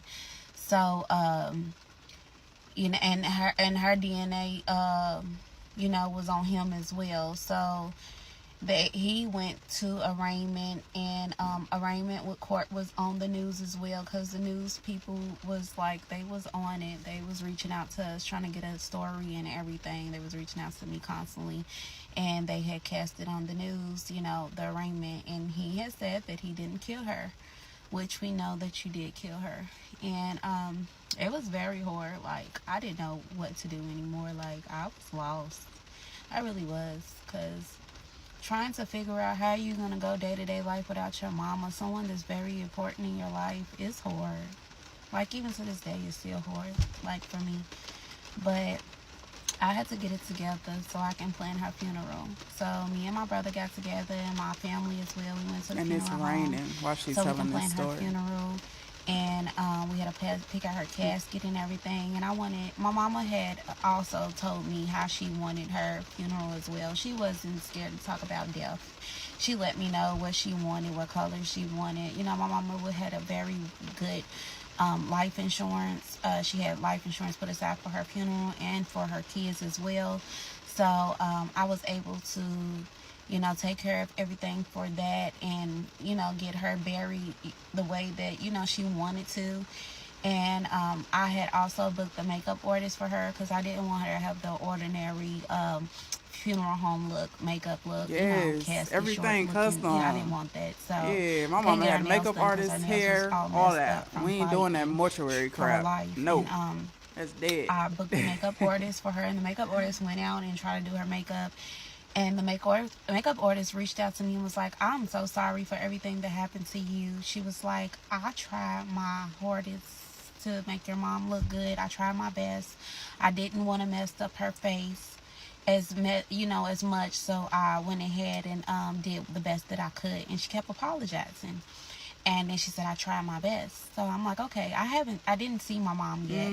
You know, I was going to see her the day before the funeral. The wake. So, because we had a wake and a funeral. So, the next day, I went to see her. She didn't know what she looked like. And when I went to see her, we had to make a decision, me and my family, if we was going to have an open casket or a closed casket. And when I tell you, when I seen my mama, that did not look like my mama. I cried my heart out. My little tears couldn't stop, because I couldn't believe that was my mama in that casket. The way he did my mama, it didn't even look like her. Like, they had to mold her face back together. Like, the way they had to mold her face back together, it was just ridiculous. Like, it was horrible. Like, her head, everything, like, was molded back together. And the makeup artist, shout out to her, because she really tried her hardest. But it didn't help anything. It really didn't. And my mama looked beautiful. It's my mama. But it was hard, because we had to make the decision to have a closed casket. And I made everybody leave out the room when we made that decision. And I wanted to be in the funeral room by myself and my mama. And I talked to my mama. I told her I love her so much, and I'm so sorry for what happened to her. I apologize. And I told her, at the end of the day, you're still my mama. I'm sorry that I can't recognize you right now, but I love you to the fullest. And I love her so much. I miss her so much. And I couldn't believe that she had to fight for her life from her own son. And it was so hurtful to see my mama look like it. Yeah. It was, y'all. It didn't look like her, and we finally made that decision. We had to have a closed casket. We did. So after that, we made our decision to have a closed casket. And I had made a wig for her and everything. I wanted her to look so beautiful. I wanted to do her hair. I made a wig for her and everything. I did the makeup artist, everything. I did so much. Her outfit, everything was so important. You For just her to didn't have to know. do a closed casket. Yeah. Y'all, come back for part 6 of how my brother went crazy and killed their mom. Yeah, it's crazy. When I didn't think that I would ever have to be in that position. I just didn't. We all know that, the way of life, your parents are supposed to go before you. Your grandparents are supposed to go before them. So I guess at some point I would have been put in that position. But I guess I didn't think it would be that soon. And it's hard. It's hard making those type of decisions. Open casket, closed casket, cremation, burial. Especially if a person doesn't have everything laid out. But then it's like when they do have everything laid out, but their death is not what was expected, like in that type of way. Like I guess everyone probably expects to just go in they sleep, like just peaceful and just go in they sleep. If that's even peaceful, because who's to say that that's really even peaceful to go in your sleep? But just in a calm manner, a calm state. But when your life is taken from you and they have to like mold your face back together, the plans that you laid out can't even be executed because of the evil spirits that did whatever they did to you. Just makes it difficult. That's crazy. I understand 100% where she coming from. It's whew. Let's go ahead and get into part 6. Okay, this is part 6 of how my brother went crazy and killed our mom. So after we decided that we had to have a closed casket, we ended up getting everything together so we can get the wake. And that was like a lot for me, like trying to figure out everything for that. And shout out to everybody that literally helped me and my family through this situation, like the donations and everything. Like I even had someone like from the carriages with the horses. The lady gave us that for free. Like my mama was very, very important in this county, like Jefferson County. Like she was very good person. She knew a lot of people. She knew so many people, like, and I didn't know she knew that many people until she died. And just the amount of people that like looked out, like, homegirl of mine, she even paid for the where we had the reception, the hall for that. Like it was just so nice. People looked out for the food, all that was just so considerate to even help that, because like I really was just lost at the moment, because I had 1,000,001 things going through my Having head, help is and important. still trying to plan this was just the worst. Like it was a lot. And I was still trying to maintain being a mother at the same time. And we had this wake. We had the wake. All my family and stuff was there, and we got there, and we trying to have everything in order. Because I had to end up getting a big printout of my mama. Since we was going to have a closed casket, I had to get a big printout picture of my mama and put it on the easel. So all these people's coming thinking they about to, say their farewells to my mama. When they get in there, they are upset. Because they like, wait a minute, why is the casket closed? But we never told anybody why is the casket closed. We just let it be. The thing about the casket being closed, though, it's nobody's business on why it's closed or why it's not closed.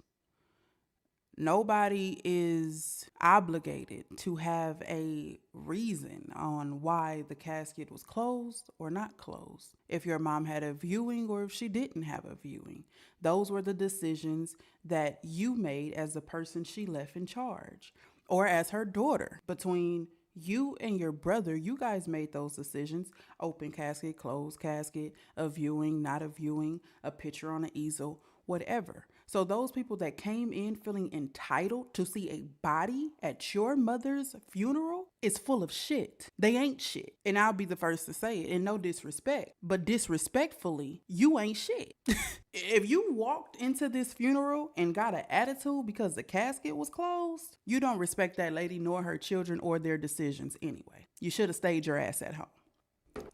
And something that I feel like people need to stop doing is looking for a goddamn circus show. It's not entertainment purposes. The casket is not open for entertainment purposes. The casket is not open for you to fall all out and cry and create this big old scene. The casket is not here for that. The casket is not open for that. The casket is not closed for that. We have a lot of pressure putting on these homegoing services just for people who did not put in a suggestion, a nickel, a dime, a donation, a hug, love, positivity, peace. How about that? They didn't even put peace into the situation. And they're the main ones that have an attitude or want to throw a hissy fit off of a decision that a person that just lost their parent had to make.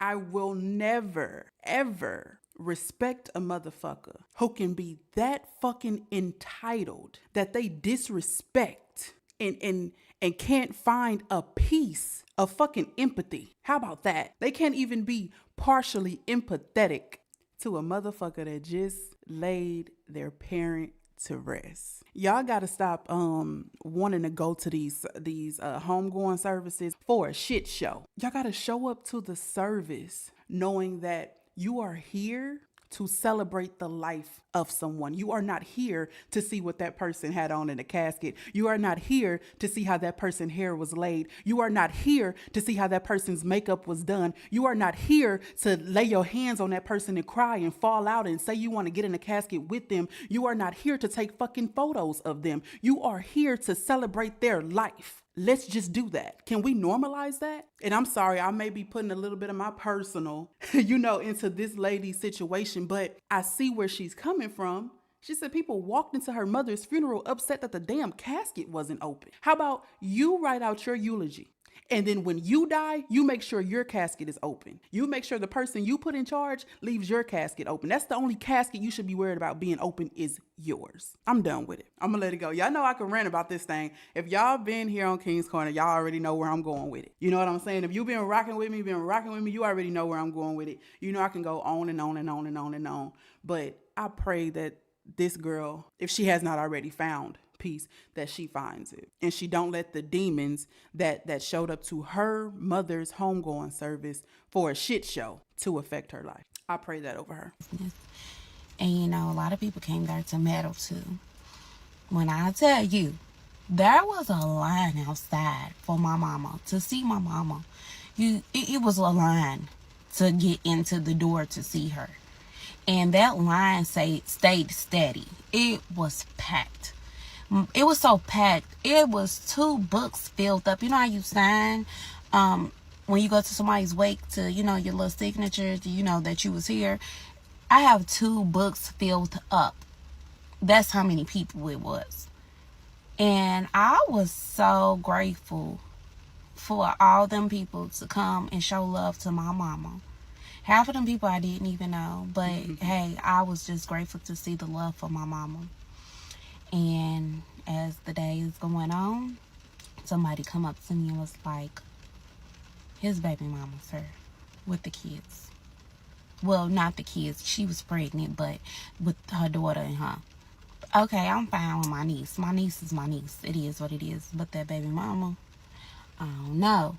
Because, I'm like, well, we was like, cause we kind of, I ain't gonna stunt, kind of thought that she had something to do with it too, because after a while I felt like you knew something but that you didn't tell us. I felt like that was stuck in my heart, and everybody else's in the family as well. I wonder why she came there. Don't know why you came there, because you and my mama had bumped heads very bad, and it wasn't good terms. And I kind of felt like my brother sent her there. Because, her mama came as well. And her mama could have brought my niece.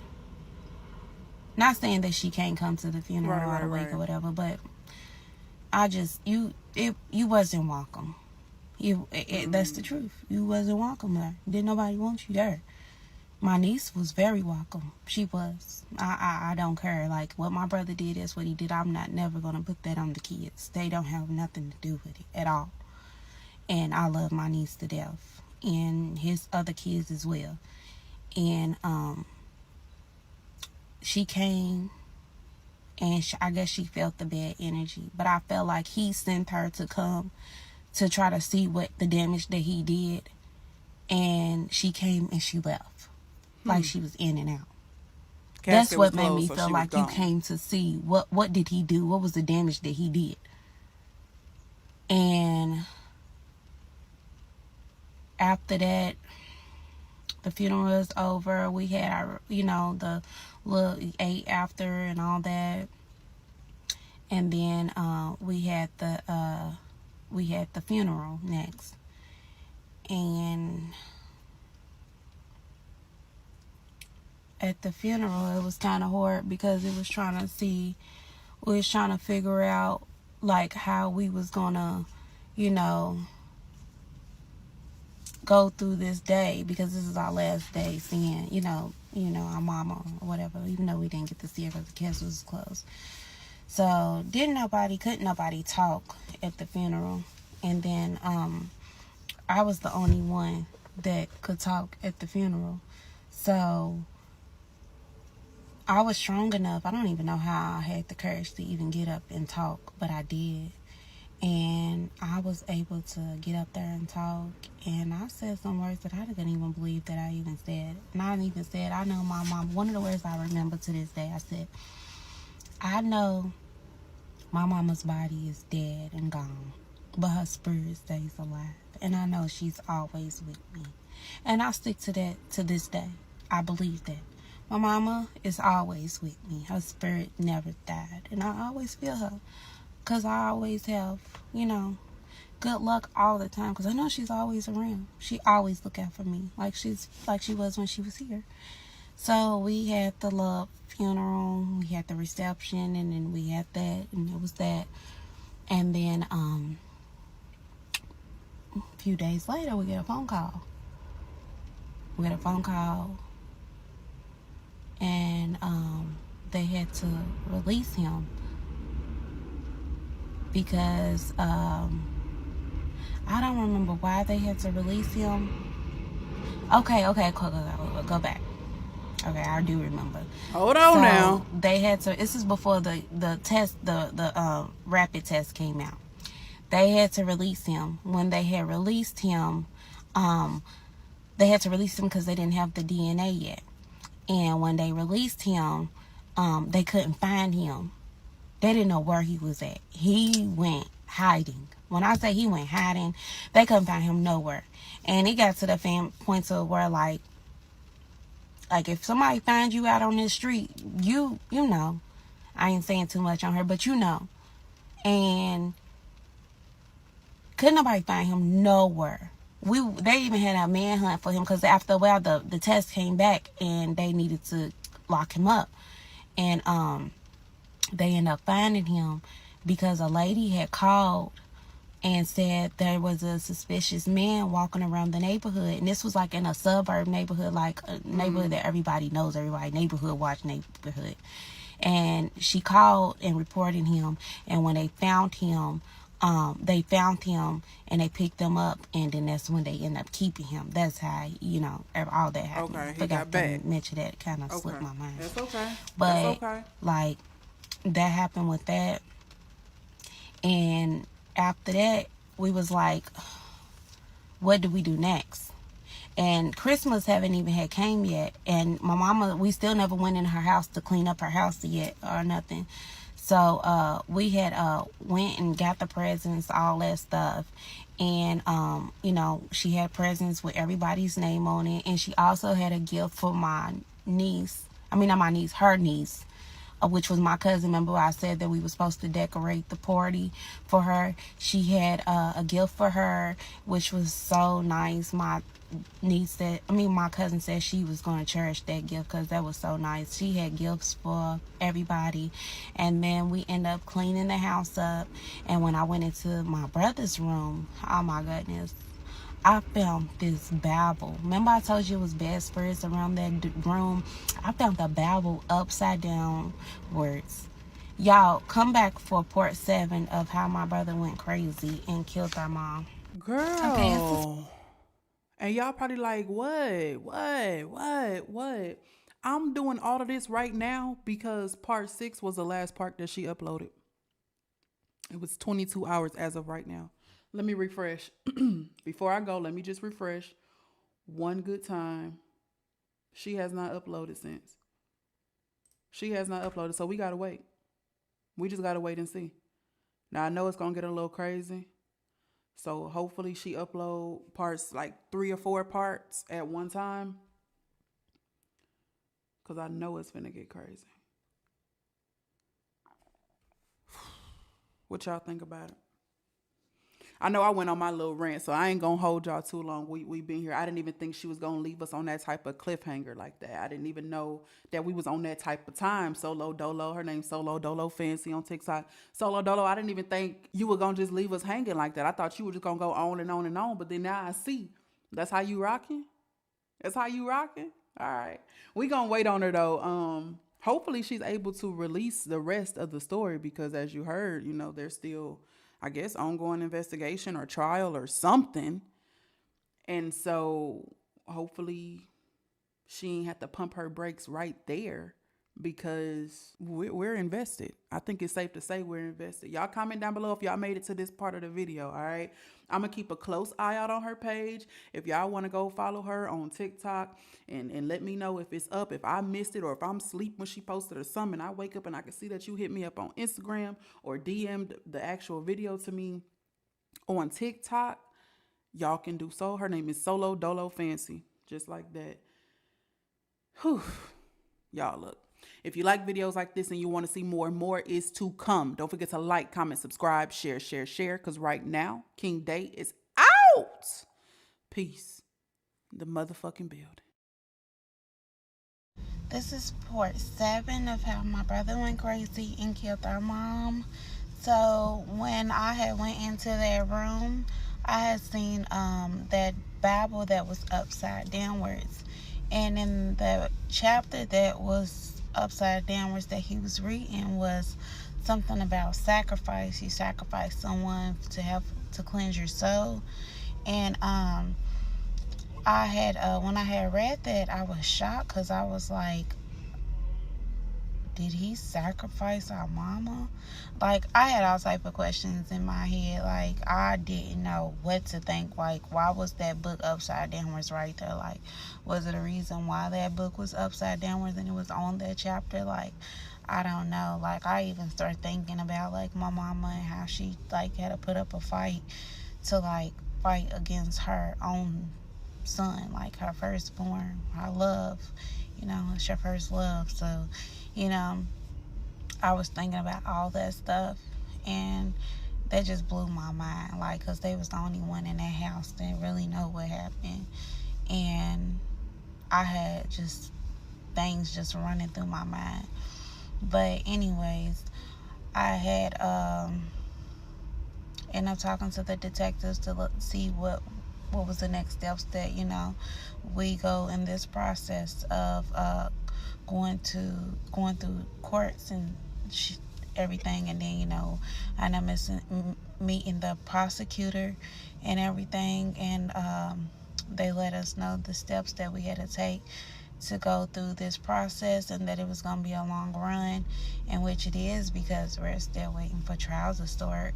Trial hasn't started yet, and I don't even think I'm prepared for that, because I remember seeing my mama, but I don't, because, like, you know, I was, like, in shock, like, as how I passed out, like, it was just, like, a lot, like, seeing somebody like it, like, I read y'all comments, and y'all know y'all be saying some off the wall stuff, like, Y'all do, and I don't really think y'all understanding me telling my story and what I really went through. Like, it's really bad trauma that somebody go through, and then you can't say, oh, I would have did this, and no, you ain't. Because you don't know. Because I didn't say that plenty of times. Even watching them criminal shows, I watched plenty of them. And to know that I was the one in one of them, like the stuff that I said that I would have did, I didn't. I wouldn't have never thought that I would have passed out and just ran out of that house. Like, it was just my reaction of right then and there, like seeing someone like it that I love. Like, you don't understand that trauma. That's very bad and horrible. Like, I wouldn't wish that on nobody. But, like, that day that we had cleaned up my mama's house, I didn't get anything out of that basement because remember when he put the weapon in the little sewer thing? It was the sub pump, and he had turned it off. So it had rained. Remember, it had rained. So when it rained, everything that was in that basement flooded. And my mama had like everything in that basement, like even things from us growing up, pictures, like a lot of my childhood stuff was like in that basement. And you know, our mamas, you know, especially black mamas, they storage a lot of stuff in their basement, even like clothes, shoes, stuff when you was a kid, everything. It was in that basement. And my mama's basement was huge too, so I didn't get none of that, and that really hurt my feelings to know that I didn't get none of that, like, stuff that was down there, me and my brother, my other brother, and, you know, it just blows my mind, like, the trauma that you go through when something like this happen, and it's hard to get through sometimes, I tell y'all, like, I still to this day kind of still feel like I'm in a dream, like, I still couldn't put it past, even though like a couple years then went by, I still can't put it past like why my brother did this. And I still haven't talked to him. Like when I first seen him in that courtroom, I didn't know like how my feelings was gonna be. Like I had like, you know, you can't get rid of a love for somebody, but it's just like a hate there. Like, I don't know, I kind of wanted him to die, and people kept telling me you can't think like it, you know, God wouldn't want you to be that way, and I understand that, I know that deep in my heart, but the hate that I had for him for taking our mom away from us like that just was very bad, and I'm not a person like that. I don't think like that, so for me to have them bad thoughts in my mind, it was horrible. But when I seen him in there, I just wanted him to look at me. He wouldn't look at me. He would look away, and I stared at him the whole time, and I really wanted to know why you did that, like why. And you know, I guess he wanted more attention. Even when they put him in a cell with somebody, he tried to like hurt them. He had like choked them with his shirt and choked them out, so he ended up getting another charge for, you know, doing that to that person in his cell. And he didn't even, like, as the months went by and we keep going to court, getting different dates, because ain't nothing happening in court.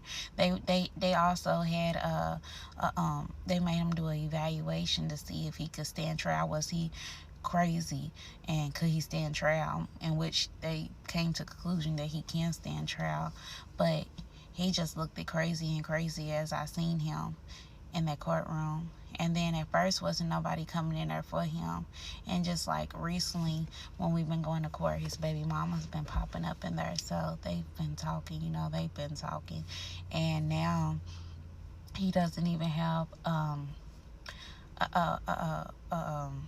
public defender no more, because at first he had a public defender, and now he has a real lawyer, so I guess his baby mama's helping him out. And we seen her in the courtroom, and she tried to give me a hug, but my sister-in-law, she was like, no, I don't think it's a good idea. And I really wasn't feeling it either. Like, I wasn't at all. And then, like, as the months and months and years go on, I kind of like, I forgive, but I don't know how to explain it. Like, I don't want to be in my heart where I'm just so angry and I'm in hatred. Like, I feel like I'm blocking my blessings when I'm like that. And I know that he was going through something because, like, me and my brother was, like, really, really close.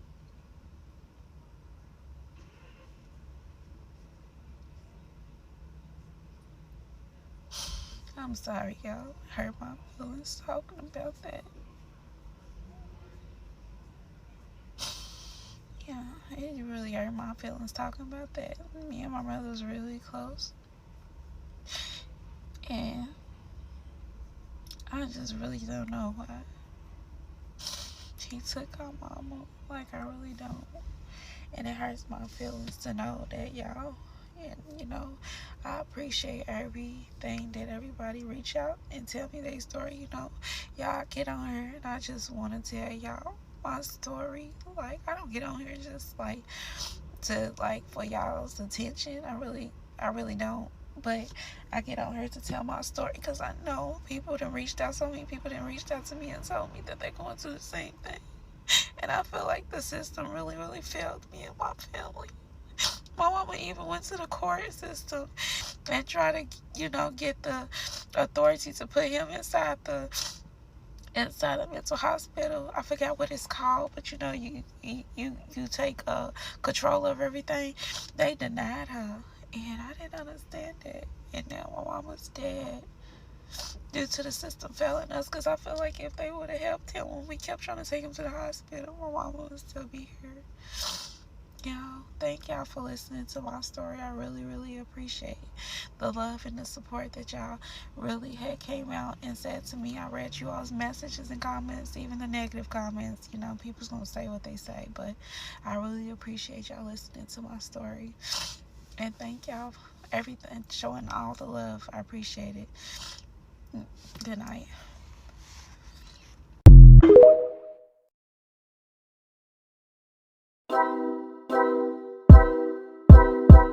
She met him 3 weeks ago. 3 weeks later, she was found unalived in his apartment. Today, we are reacting to a heartbreaking story from a woman who lost her sister in an act of violence that feels almost impossible to process. Her sister and a man whom she had just started dating were unalived by his ex-girlfriend and her new boyfriend. So let's go ahead and get into the details of this story. Look, hurry up, grab your snacks, kick back, relax as we get into the story time and see how unresolved relationships can turn dangerous. All right. If you don't already know, I'm Day, and this is King's Corner. What up, QC crew?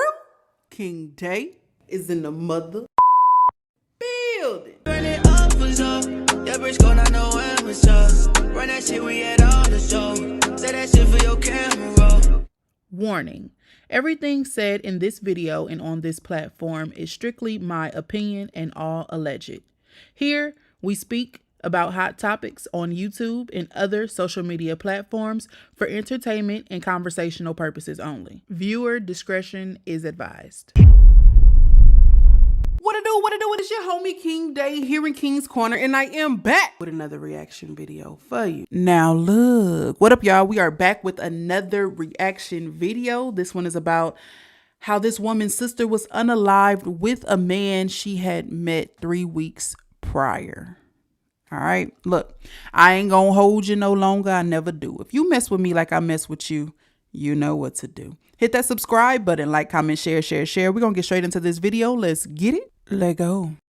This is a story about how my sister was unalived with a man that she met 3 weeks prior.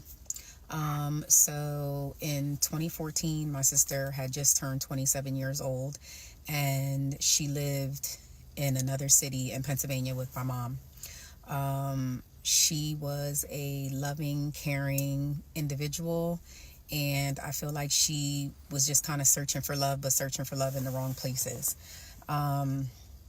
She started dealing with this guy, and from what I understand, this guy was a drug dealer, and he didn't like kids. So that's a key part to this story. So one day, he, I guess, had went to New York City, did some things in New York City, and then he was on his way back to the city that they were living in. I guess he called her and said that he was going to pick her up so that they can hang out, and apparently they were supposed to go to the movies. So he comes into town and he picks her up. And when he picks her up, actually before they leave, my mom has this feeling, like she has this eerie feeling like something just isn't right. Mm-hmm. And so she said to her, she was just like, listen, if you're going anywhere, then you need to take your son with you. And my sister was like she was so determined to go out with this guy that she literally was like, okay. Even knowing that this guy didn't like kids, she was so desperate to go that she said, okay. So apparently, like the moments before she walked out the door, my mom said she got like another eerie feeling, and she just was like, you know what, never mind, just leave him here. So she leaves her son. Real quick, so she dating somebody that don't like kids, but she has kids. Let me know in the comment section if you guys have ever dated someone who didn't like kids and you had kids, or wanted kids. Like, is that a deal breaker for you? I know if I had kids, it would be a deal breaker for me. Like, it would be no conversation left to be had. If I have kids and you don't like kids, we're never going to go anywhere. Now, y'all also let me know if you guys deal with people who don't like kids and you have kids, but you know in the back of your mind that this is for a nice fun time, not a long time at all. Like, I just want to kick it. I want to do adult things. I want to have fun. I want to go out. We're going to date, whatever. But I don't even have intentions on him meeting my kids or my kid. And I don't have intentions on this lasting no longer than a couple of months. Like, do you guys do things just for fun? I guess I should say, knowing that the person that you're having fun with doesn't like kids and you have kids, or you desire to have kids. Let me know down in the comments. With my mom, and then she goes out the door. So she goes with this guy, and apparently prior going to the movies, they make a pit stop at his apartment. Okay. So they're in the apartment, and from what I understand, while they're in the apartment, at some point she ends up going to the bathroom. And while she ends up going to the bathroom, there is a knock at the door. And from what I understand, with the knock at the door, he looks through the peephole and he sees somebody that he knows. That's a major part to this story. Okay. So he opens the door, and when he goes to open the door, this guy like kind of bum rushes into the door. So not the person that he saw in the peephole, it was a man. Somebody so else. He saw Okay. his ex-girlfriend in the peephole, so he opened the door, not thinking anything of it. However, come to find out, the ex-girlfriend had a new boyfriend and she was setting him up. So he bum rushes through the door and comes in, gets him down on his knees, and somehow there's a scuffle and he shoots the guy that my sister is dating in the back of the head. And when the shots go off, of course, they're loud. So my sister was in the bathroom, so she didn't think anything of it. So she literally screamed. And when she screamed, because she heard the shots, that's how they knew that she was there. So they go back there to the bathroom and shoots her twice, once in the upper left arm and then down in the torso. And then they leave. So with them leaving, I guess neighbors heard gunshots, but never called 911. I guess maybe didn't want to be involved or what have you. So come to find out, the boyfriend and girlfriend who committed the crime called some crackheads and had them go back into the apartment and take his phone and my sister's phone. He paid them X amount of dollars to go in there and take the phones. So they go in, take the phones. They don't take any money. They don't take anything else that's in there. They literally take the phones. And then the girl that took the phone then does an anonymous call to 911 and says that she thinks she heard a shooting. However, by this time, they were already, they've been gone. They've already been laid in there, deceased. My mom said that she woke up out of her sleep. And when she woke up out of her sleep, she had just like this feeling. So when she looked, she saw that my sister, wasn't there or didn't come home. So she called her phone And she said when she called it the first time, the phone rang. It rang until it went to the voicemail. No answer. So she said she waited a few minutes and then she called the phone again. Well, when she called the phone again, the phone immediately went to voicemail. So at that point, I'm thinking they cut it off. They had already got a hold of the phones and then maybe turned the phones off so that, I don't know, maybe something with the locations or what have you. So my mom says, even though she was feeling away, it was late at night, so she went to sleep. So as she goes to sleep, there's a knock at the door. And so follow for part 2. This is part 2 on how my sister was unalived with the man that she met 3 weeks ago. To start off from the last video, so at exactly 5 o'clock in the morning, there was a knock on my mom's door. So she thought that she heard something and she wasn't sure. So then there was a knock again. So she gets up and she goes to the door and she says, "Who is it?" Mm-hmm. And when she says, "Who is it?" the 2 detectives were standing there and they stated who they were. So she opens the door.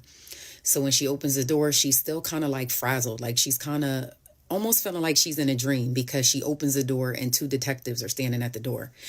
So she's like, "Can I help you?" And they say, "Hi, ma'am, we're wondering if you know a woman by the name," and says my sister's name, Aisha Holden.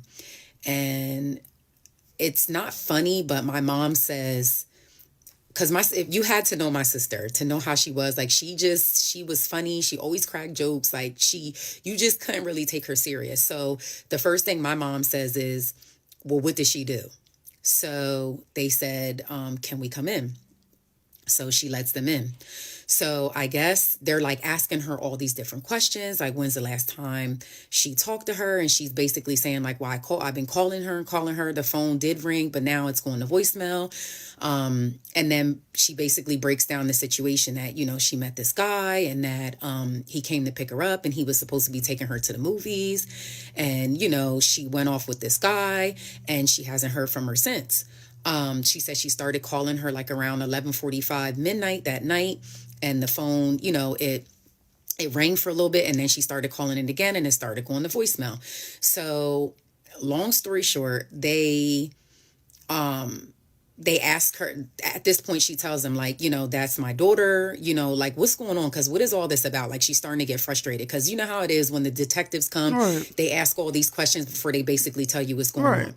So at some point within the conversation, they ask her to sit down. And so she goes to sit down. And when she goes to sit down, they proceed to tell her that my sister was unalived. At this point, when they tell her that, she still does not believe them. Like she does not believe that that they just told her that her daughter's unalive. So she's like, "You need to call my daughter." But at this point, she's saying, "Call me." She's like, "You need to call my daughter. You need to call my daughter. Like, I don't understand what's going on. Like, what are you talking about? Is this a joke?" She was alone. And at the same time, she had my sister's son with her who was sleeping. And at the time, he was only 3 years old. So at this point, she starts calling my phone, but it's 5:30, almost 6 o'clock in the morning. And I had to be up for work at 7 o'clock in the morning. So, I didn't hear the phone. I had the phone on vibrate. So she calls my aunt, and we're extremely close. So at some point, my aunt starts calling me and my cell phone, I remember it like it was yesterday. My cell phone starts ringing on the nightstand and it actually felt like I was in a dream. The phone was ringing, and it rang so much that it fell off the nightstand onto the floor. And so when I picked up the phone, because it was ringing, it was my aunt. And I literally like went off. I'm just like, "Why do you keep calling me? Like, I got to get up. I got to go to work, yada, yada, yada, whatever. Going off. So she's like, get up. She's like, "I'm on my way to get you. Something happened to Isha. And I'm just like, what? Now, key part to this. I know this sounds absolutely insane, but 2 years prior to my sister's unaliving, I had a dream that she was unalived in a ditch.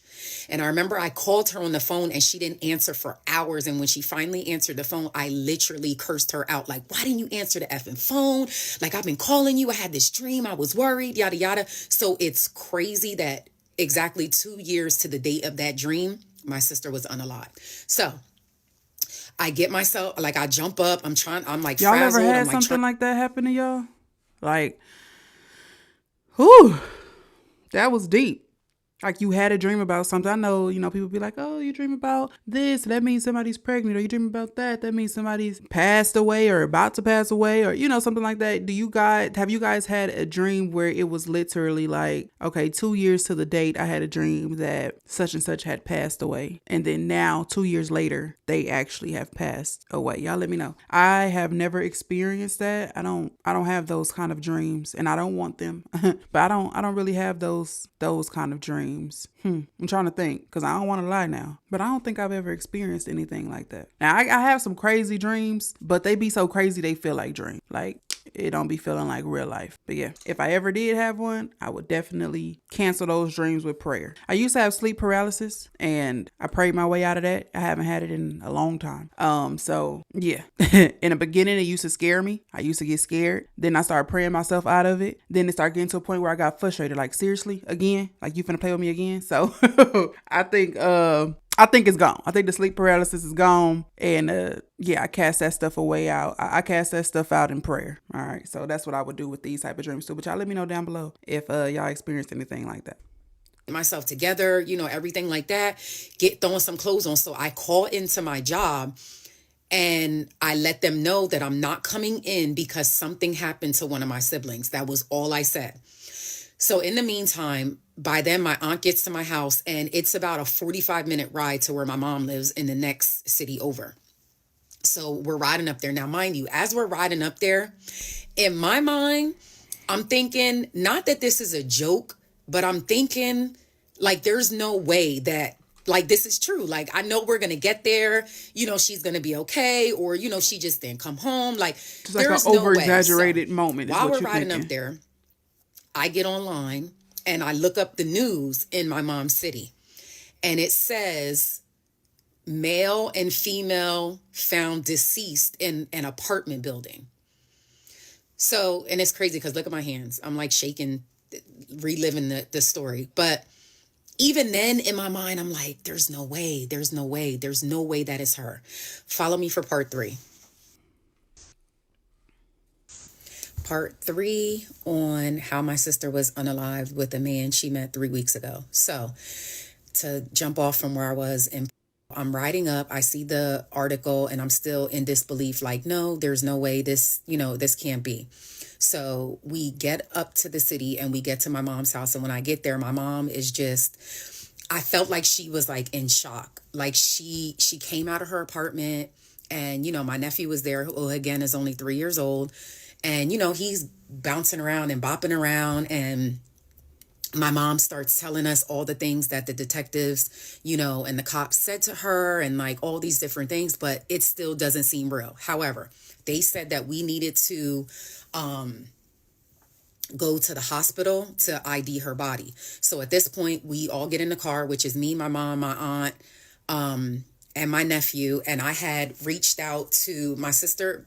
Had a different dad, so we have the same mom, but she had a different dad. So I had reached out to some of her dad's side of the family, and 2 of her cousins said that they were on their way up to the hospital as well. So we get to the hospital. The crazy part is, as I told you in part 2, that I called into my job. When I called into my job, instead of it being a private matter, which to this day I'm still disgusted, it literally spread like wildfire. They literally must have been chatting and chatting and chatting. What? And like trying to find out information and all this other stuff. It got out so fast. So mind you, this is in a city 45 minutes over. It wasn't even in the city that I lived in. When we get to the hospital, we walk in and the craziest thing happens. We go to security and we tell them why we're there. I gave the security my ID and everything like that, which is crazy is the phone rang as I'm standing there. As I'm standing there, and guys, please forgive me because I'm a little shaky because it's every time when I think about it, it's like reliving it all over again. Yeah. But I'm standing in front of the security guard's office at the hospital and the phone rings. He answers the phone and someone on the phone says that they're me.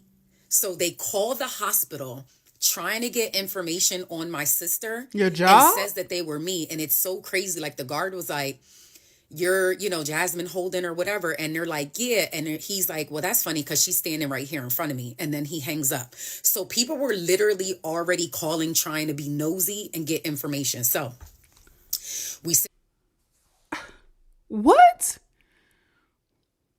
I know people be a little crazy and a little over obsessive, with celebrities nowadays, with like content creators, and they do things like this. They like you so much, they want to know the information, they want to know it firsthand, or they don't like you so much that they want to know the information, or they call CPS on you, or they pull up your, I don't even know how to do that stuff, the court records and stuff. Y'all see when I be reacting, people be having the whole court record and mugshot, baby. Best believe I ain't find it. I don't even know how to find it. I don't even know how y'all be finding that stuff. I don't know if y'all be paying for it or what, but either way, people go to extreme measures to get that information, right? And the only person this lady has told was her job and other family members. Other family members don't have to pretend to be her to get information if they're even going to give information over the phone. So someone from her job is calling the hospital, pretending to be her to get information. What are they trying to verify that something really happened? No, ma'am. No, ma'am. I don't know. I know everybody be saying, soon as something happened, people be quick to yell, you need to sue, you need to sue. But this one of them I would have been trying to sue for. Let me find me a lawyer, because you're going to sit here and pretend to be me to get information about my sister. My sister don't even work here. I can see if the sister worked there and they were trying to be just nosy. But that don't even excuse it. But that gives some type of, I don't know, reasoning for you to want to be nosy. Why you want to know about what my sister got going? I said something happened with one of my siblings, and that is just that. There's absolutely no reason for her employer to be calling the hospital to verify anything. That's not their place.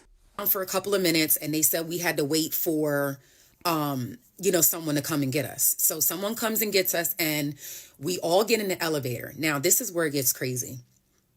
We get in the elevator, and still I did not think that it was true that this was happening. I'm still like, no, we're going to go down there. We're going to ID the body. It's not going to be her. Like, this is a joke. It's not, We got in that elevator, and the elevator started going down.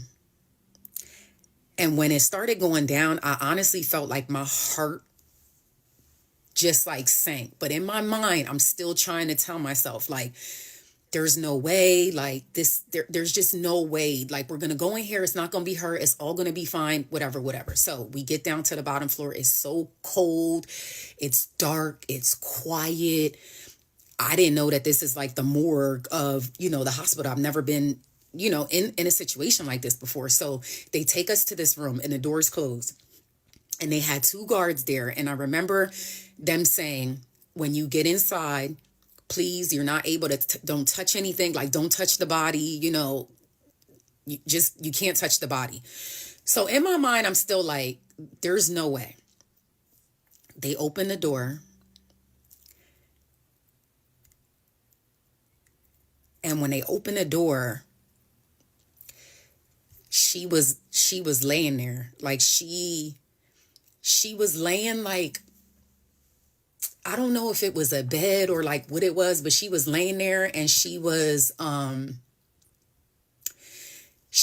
of like in a white bag, and they had it like unzipped, and she had like a sheet, and the sheet was kind of like folded to here.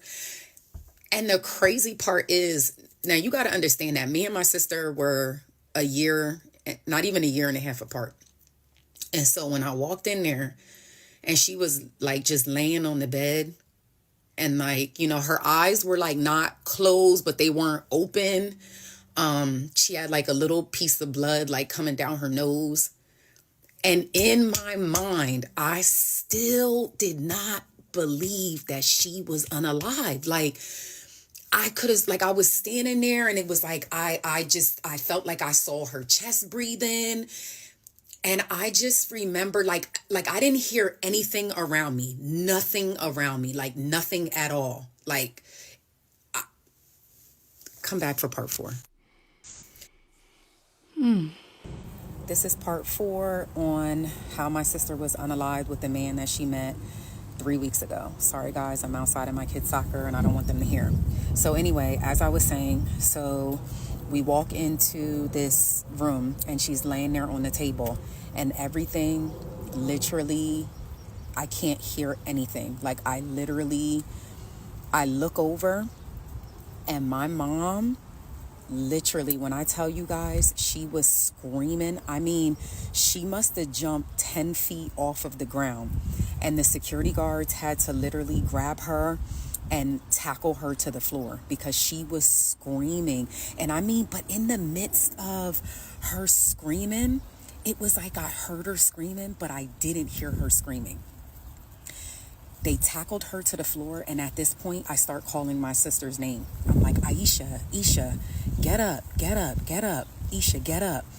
And she's not moving. She's just laying there on the table, and I'm just literally, I'm calling her. I'm like, get up, get up, get up. And again, I'm still thinking she's like breathing, like even though she's not, but you know, when you're so in shock, you have no idea. And the last thing I remember, I just remember everything going pitch black. I must have blacked out. I must have, fell out. I must have, I don't know. But I come to it, I get up, and I go over to her body. And I'm just looking. Like, I'm just looking at her. And, it was like a dream. Like, just imagine your sibling, your loved one, and you're just literally standing over top of their deceased body. It was the most outer body experience, and it's something that honestly I wouldn't wish on anybody. I'm gonna continue with more videos, but to know me is to know that I took care of my sister. Like, my mom was on drugs, sorry guys, my entire life. And I practically raised my sister. So to see her laying there on a table like that, it was literally it was a pain that I can't even begin to explain. The pain, the hurt, it was pure insanity. So fast forward, guys, after that, we left the hospital, and then I honestly feel like I didn't even get time to grieve because, like I said, my mom was still an addict at the time. So everything fell on me. So I had to literally do everything from planning a funeral to, and then immediately I was a single mom already with my first son. So I had to take her son and take him back home with me. Like, I didn't have a babysitter, for him. I didn't have childcare. Like, it was just a lot, guys. Like, it was just horrible. It was the most horrible experience that you could ever imagine. Fast forward to the trial. First of all, the girl who helped her boyfriend murder the guy and my sister, she fled. So she had to be captured by bounty hunters, and she fled all the way to Florida. So they found her in Florida. They found him by stuff that he was posting on Facebook and tips. And what's crazy is, for a couple of months, I would go up there because I kind of felt like, even though you know how investigations go where, they're doing work behind the scenes, but I just felt like the case was moving too slow. And I watched, a lot of First 48, and I just kind of felt like my sister's case was not being handled correctly. So I literally would leave work and drive 45 minutes all the way up to the next town. And I would go up there and basically look for clues and knock on doors. Like, when I tell you, I was not letting her pass away in vain. I was knocking on doors. I have flyers, posters. I was putting them on trees and telephone poles and everything. And people were leaving tips and putting stuff on my Facebook, and I was sending it over to the police. It was just a lot. But at the end of the day, the guy was captured. So was the girl. They actually used the girl to turn on the guy to be able to fully pin everything on him. And all in all, the trial lasted for about a week. He got sentenced to almost 80 years. Because technically he got sentenced to 45 years, but he was already 42 years old when he went in there. So technically it'd be 80 some odd years that he would be in there with no possibility of parole. So even though I wanted him to get a life sentence, I mean, I was okay with that because that was the best that was on the table. I'm going to do another part 5 so that you guys can understand how I maneuvered with her son and Yeah. So even though he unalived 2 people, he don't get life? Y'all let me know how that stuff work. Y'all, look, I try to tell y'all not about that life. I don't be in court. None of that, okay? I don't really know how it worked, but I thought that if you unalive someone, you get life. I thought that's how it worked. Which he was already 40 something, like she said, and they gave him 80 years. Like, that's basically, life. But no, sometimes people want to hear, like, you got life, dog. Like, you ain't no 80 some years. Ain't no getting off for good behavior, none of that. Then today they say no chance of parole, and then some law passed in 2 or 3 years. You know what I'm saying?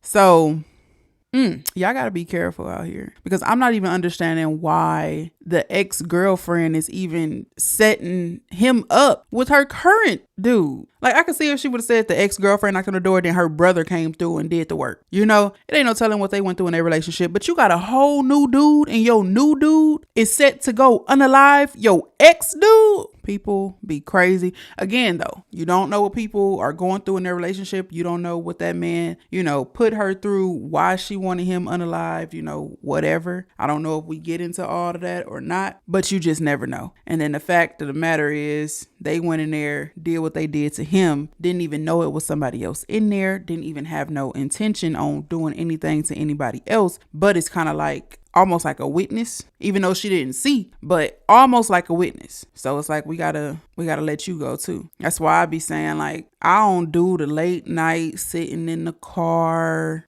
type of stuff, because guess what? You in the car late at night with your boo or with your homegirls or whoever, and y'all just kicking shit in the car, but somebody else on some other type of time outside, and no, you ain't the target. No, they not here for you, but they here to get a job done. But you seen them, you laid eyes on them, you seen the whole interaction. Hell, you probably recorded it and put it on TikTok already. We got to get rid of you too. You a witness. We can't have any witnesses. You know what I'm saying? And it's sad. It's sad we live in a world like that, but it's just like certain things you just can't be doing. But yeah, it's just like you got to be aware of your surroundings. You got to assess the situation. Some people think it'll never happen to me, won't be me. And everybody that it has happened to is probably thought the same exact way. I'm sure nobody wakes up and say, oh yeah, I'm going to get unalived one day by someone being at the wrong place at the wrong time. Has nothing to do with me. It's going to be me though. Like, no one thinks that. Everyone thinks it will never happen to me. It can't happen to me. And sadly, it can. So you got to watch who you dating,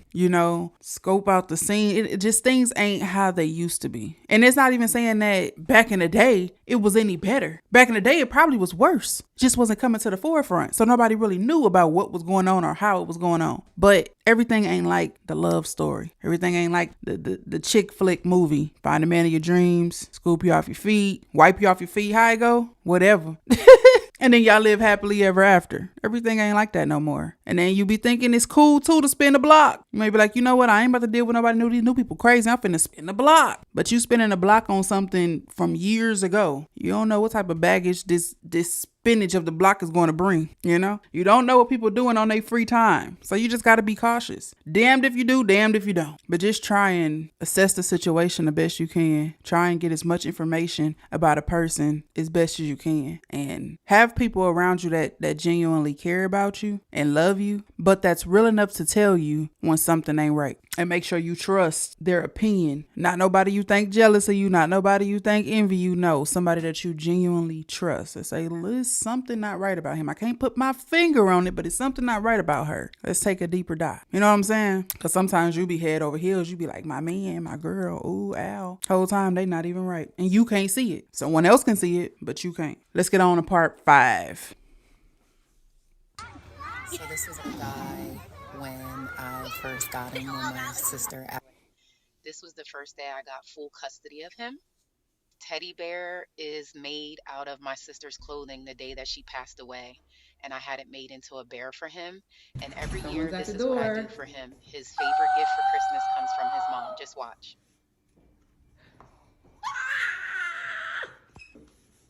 I was told to deliver this. All right, so let's read it. All right, so you're AJ, right? Mm-hmm. To AJ from Mom in heaven. She says, I love you always, son. Merry Christmas. Be good. I'm always with you. Oh, my holy realization. What is it? It's the ticket for Spider-Man No Way Home.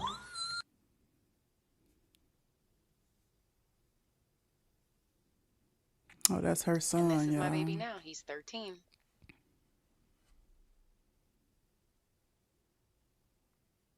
That's her sister.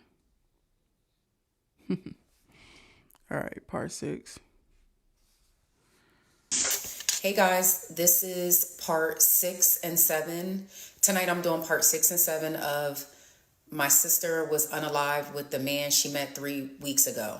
So tonight I'm going to focus on a lot of things that I've been seeing. There's so much to go over still, but I'm going to go over some of the things that I've been seeing in the comments. So first things first, I never really did the upload an extra photo thing, so I'm going to try that. So I'm just going to point here and hopefully I'm able to put the photo in, but this is the guy who unalived my sister. Now, I'm hoping that I'm able to put the picture in there. If I don't, guys, forgive me. I'll try to put it in the comments or something like that, but let's go there first. So the man who unalived my sister was sentenced to 40 years for a double unaliving. He was already 42 years old, so that would give him 82 years, you know, until he's 82 years old to be able to get out of jail. That was the max of the sentence because it was 3rd degree unaliving and then like some other things, using a hand, pew and all of that kind of stuff. As for her, this is major because so many people keep asking about this.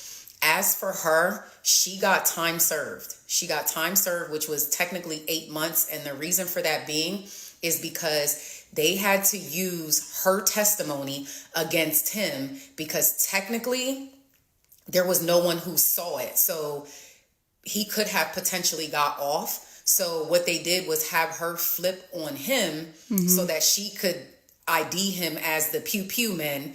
And in exchange for that, they basically let her walk. It was actually heartbreaking because if you watch my other previous stories, you know that she was the one who set this whole thing up. So how dare they? And that was very hard because when they brought it to me, I was like, no, absolutely not. But then I had to understand after they broke it down, the detectives, like, listen, there's a chance that he could walk. So we have no choice but to go this route. So she basically got time served. Another main thing that I want to touch on, guys, is there's so many people that are in the comments basically saying, how do you know, like basically word for word what happened? Let me explain that to you. So a lot of you know watching the previous videos, and I'm going to go into a whole nother video in regard to my mom, but let's talk about this right now. So I spoke on, you know, my mom with her addiction and things like that. So you could only imagine my mom was already in addiction. So can you imagine now knowing that her daughter was unalive, what that did to her? My mom literally was done for. Like she, when I say went off the deep end as far as the drinking and drug use and all that kind of stuff, just a mess. My sister, for those of you that don't know, was the youngest of us 3. And you know how they always say like your parents don't have favorites, but we all knew that my sister was my mom's favorite. They were like this. The relationship was extremely toxic between them two, but they were inseparable.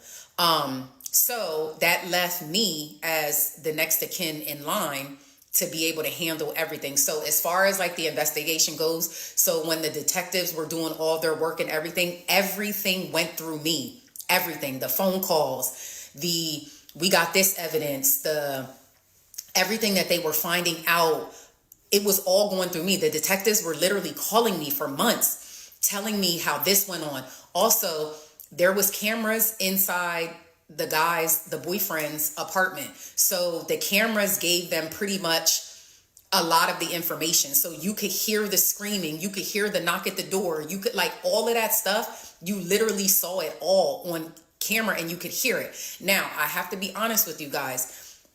Some of the stuff, because that was my sister and I was so still going through it and just so hurt, there was a lot of things that I didn't want to be a part of or I didn't want to see. Because I've had a previous family member who passed away, I knew how the investigation worked. So if you've been through this, you know that toward the trial or during the trial, they come with this manila envelope. And in the envelope is pictures of the actual crime scene and your deceased loved one and all of that. And I told the detectives from the beginning, please,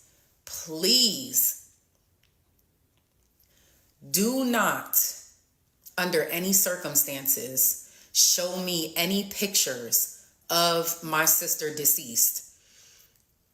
I was the one that was in control of everything as far as my sister's funeral went. And a lot of you guys don't know, but I'm actually a beautician. And so I was strong enough to even do my sister's hair the day of her funeral. Again, I was still in shock. So it wasn't hard to do because it still did not hit me that she was gone. Like, yes, she was laying there. Yes, she was in the casket that I picked out. Yes, she was deceased, but it's still, because you got to remember, I got her son and then I went right into planning a funeral. So everything was moving. There was people around every single day. So I never got a chance to actually grieve. So I was moving, planning, never was alone. Like, so I told them, do not show me the photos. I wanted to I know exactly what she mean, because like when I did my mom's funeral, right, I did everything. I had the intention on including others, accepting input, accepting help that was offered, but then taken away when things weren't going their way. But that's another story for another time. If you want more details about that, actually, you can check out Gone for Good. I'll leave it down in the comment section. But it is a little like documentary story that I created about how my family treated me while I was trying to lay my mom to rest. That will be down in the comment section. But yeah, everything is moving so fast. Like, I cried every night while I was in California. I cried every single night during the process of, getting everything together. But I was on go. Sun up to sundown, I was on go. It's like I did my mom's obituary, picked out the colors. Two of her friends did me a good justice of going downtown. Well, I don't know where they went. It probably wasn't even downtown. I think they said they were going to go downtown. I don't know if they ended up going downtown, but they went and got her outfit. That's what I was trying to say. They did me a great justice by going to go get her outfit. I had a couple of people reach out for recommendations for makeup and hair. So I had a little bit of help there with figuring out who was going to do these things, because I can do a little hair, but my mama rap, I can't do my mama rap. Okay.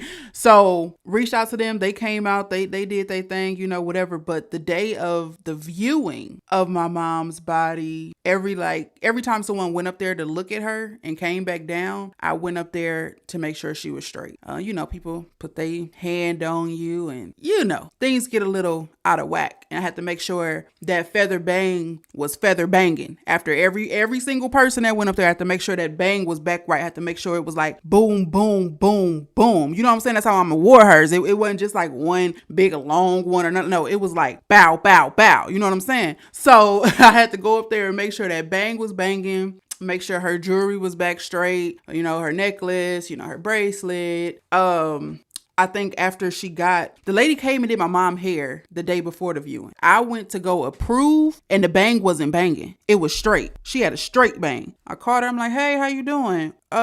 You ain't feather that bang, right? And she like, yeah, I'm gonna have to come back tomorrow because I don't want it to fall, whatever. I'm like, oh, okay, you ain't done. Okay, you will be back. All right, bet. So when she had cut a little bit of my mama's hair, it was like little hair sheds. I was up there like getting hair off her face, like making sure she was straight. Every time someone went up there to view my mom, she looked the same exact way that she looked as soon as she was done, as soon as she was prepare for the viewing, if that's for lack of words. And at the funeral home, my grandma's best friend actually worked or ran the funeral home. She doesn't own it, but I don't know if she's like the manager or whatever. She was like, "You want a job?" And I'm like, "No, I'm not good around deceased people and bodies and all of that. However, this is my mama. You know what I'm saying? Like I wouldn't be up here brushing a young man's waves to make sure he back crispy, every 5 minutes for the next family. I wouldn't be able to do it. But this my mama." And then I'm also looking and I'm just like, damn, it kind of don't even really look like my mama, if I'm being honest.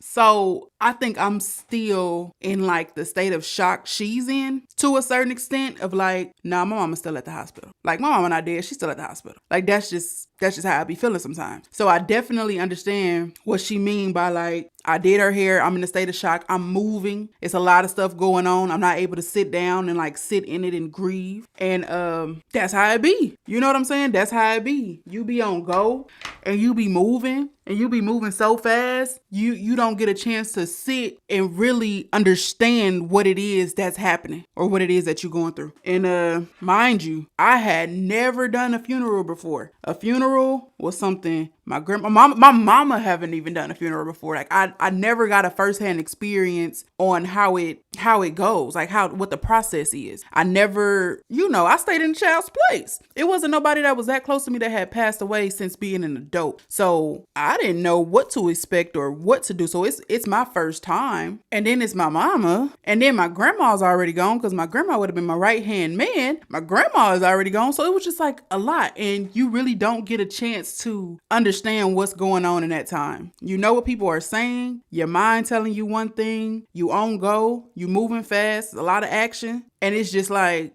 I'm at my mama's funeral. In her case, she like, I'm at my sister's freaking funeral. My sister? Like, let's be for real.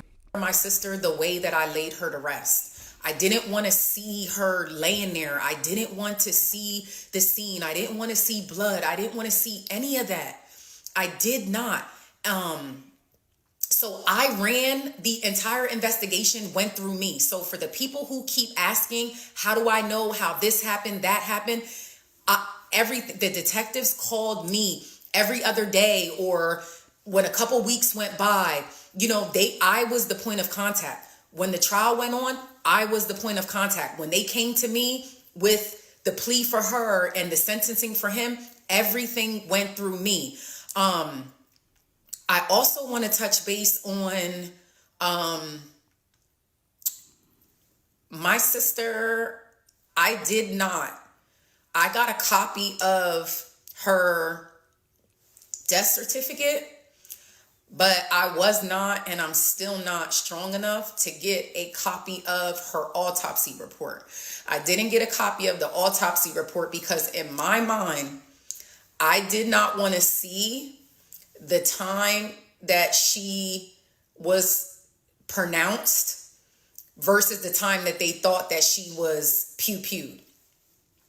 Where my sister was pew-pewed, it was like in her upper left arm and then her bottom torso. In my mind, I just felt like that's not an instant death. So I felt I don't like want to know how long it she played sat there. in my mind, Yeah. y'all. It played in my mind for weeks and weeks and weeks and months and months and months. It played in my mind like, did she just lay there? Like, did she lay there just dying, like just thinking like she made the wrong decision or she shouldn't be there? Like, did she just lay there just knowing like nobody was coming to save her? Like nobody was coming. And I just felt in my mind like she probably just bled out because nobody came. No one called 911. Like, so I, to this day, have not ordered a copy of her autopsy report because I didn't want to see those times. I didn't want to see the time that they believe she passed away to the time that they pronounced her, like in between. My soul cannot take feeling like she just laid there and just knew that nobody was coming. Like nobody was coming. Well, We gonna go ahead and cut it right there. She does have 2 more parts. I will leave her TikTok down in the comment section also if you guys want to see the other 2 parts. It doesn't have anything to do with the story, I don't believe. I think she's just clearing up comments. Like, people are saying, how do you know exactly what happened and when it happened? Like she said, the detectives ran everything through her. Like, she was the point of contact. So that's how she knows that the ex-girlfriend came, knocked on the door to set him up to do this and this and that, because that's what the ex-girlfriend told the detectives. So they relayed that message over. Others are saying they feel like it was the ex-girlfriend that called the hospital to pretend, to be her. And she's like, there's no way. I'm reading the comments while she's talking. She's like, there's no way that was the ex-girlfriend. The ex-girlfriend didn't know me, nor did she know my sister. You know what I'm saying? She wasn't there to unalive her ex-boyfriend and his current girlfriend. That wasn't what they were there for. They were there for just him. But because her sister was there, she happened to go too. They decided to take her too, simply because she was there. So if you guys want to go deeper into her clearing up, I really didn't have any questions. The only thing that I didn't like or didn't understand, which has nothing to do with her, was how they gave her 8 months and she pretty much set this whole thing up. How she only get 8 months. I understand, you get a little deal, whatever, but golly, that's it. 8 months and then you walk free and you plan this whole thing just because you weren't the one to pull the trigger. Like 8 months? They didn't even give her a year. 8 months. That's crazy. But that's all I got for you today. All right. Y'all let me know what y'all think down in the comment section. All right. Look, if you like videos from me and you want to see more is to come. Don't forget to like, comment, subscribe, share. Because right now, King Day is out. Peace. The motherfucking building. Run that shit, we had all the show. Say that shit for your camera.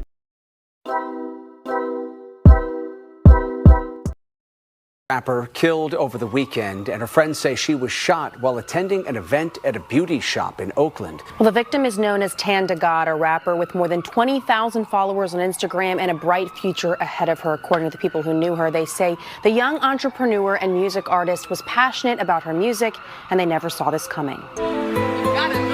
This is video from her Instagram. She was promoting the grand opening and having a meet and greet with fans. I hear some shots, right? So the shots I thought was just part of the music, the performance, and then I heard 3 really loud shots. Witnesses to the shooting say they were here inside the store. They heard yelling, an altercation outside, and then shots fired.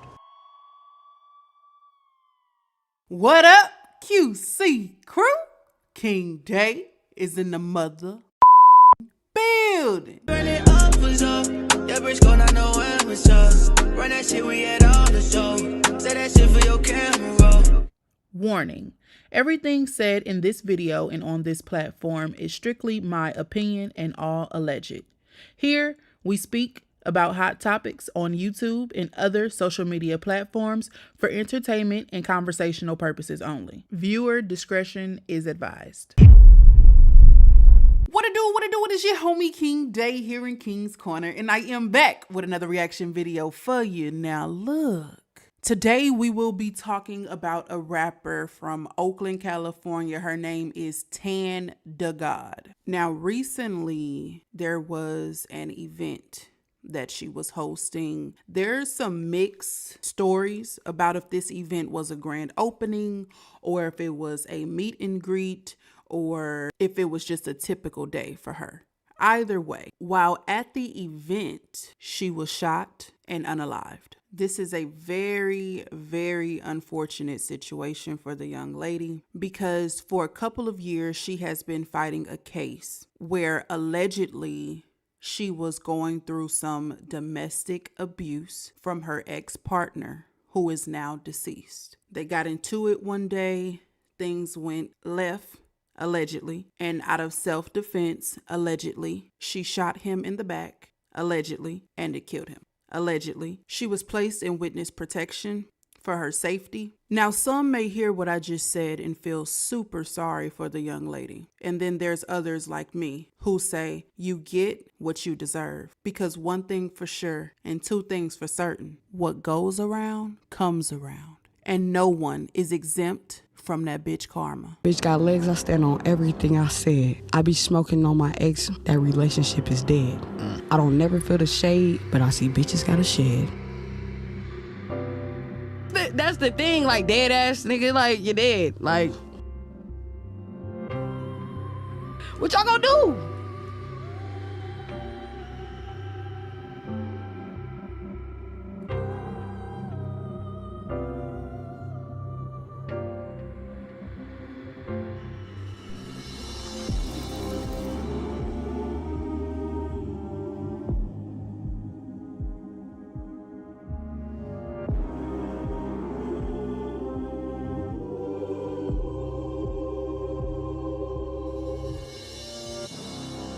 You know where my loved ones live? You gotta go. you got to go. Especially if you got the audacity to threaten them. What? You threatening my people? Everybody gonna die. Oh, is we? I'm gonna show you what it be like. Dead ass nigga, like, you're dead. Now I know from the very beginning of the video up until what you just seen, you might now experience some mixed emotions, and I get it. Let's break the story all the way down, right? So I don't know this lady name, and I'm not going to keep calling her Tan the God. She's not a god. I'm going to just call her Tan. I don't even know if Tan is her name or if it was her favorite color, okay? So, but we're going to call her Tan. To break Tan's story down once more without all the dramatics, okay? She was in an abusive relationship, right? She was being abused, allegedly. She was being abused by her ex-boyfriend. One day, it goes a little bit too far, and in alleged self-defense, she blasts him, right? Now, after watching a couple of videos, it was said, allegedly, that she shot him in the back. You know what they say about shooting somebody in the back. You following me? So she blasts him in the back, and it kills him. So now he's gone. His soul is off to the Lord, and she's left here to deal with this case, right? So for a couple of years, she's dealing with the case. She's going to court, and she's placed into witness protection. Now she leaves protective custody, right? She leaves protective custody, and she goes on a trolling spree. The girl is doing interviews. The girl is making TikToks. The girl made an entire little album, 5 or 6 songs on it. And the cover of the album is called X Woodpack. Now, I don't smoke a lot, but I have been around people who indulge in those activities, right? So I know what a wood pack is. I know what a black wood looks like. I know what a black wood pack looks like. I go into the gas station daily. I know what these things look like, right? Y'all, why does this woman have her deceased ex-boyfriend sitting in a chair? He does not have a head. He doesn't have a head, a face, none of that. Instead, he has the tip of a blunt from the neck up, and she is hugging him from the back.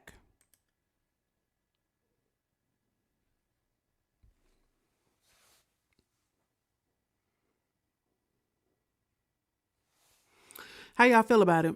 How do y'all feel? It is absolutely crazy to me how a person can really troll someone's death like this. Like really, really troll someone's death. And so when I first seen this picture, I was wondering, is that really the ex, or did she get someone to, you know, play the part for the photo shoot or for the album cover? And looking at a couple of Facebook posts and Instagram captions, allegedly this is the ex-boyfriend. Like, this is his body. And she took his head off and put the tip of a blunt there. And now I cut on 2 songs from here because I wanted to, from the album, because I wanted to hear what she was saying. Was it true what they were saying? What did she say? And it's not my type of, you know, shindig. So I didn't play the music for too long. But she does. Indeed, she is on there. She does say smoking on that ex wood pack, smoking. I smoked, he smoked, gone, smoked.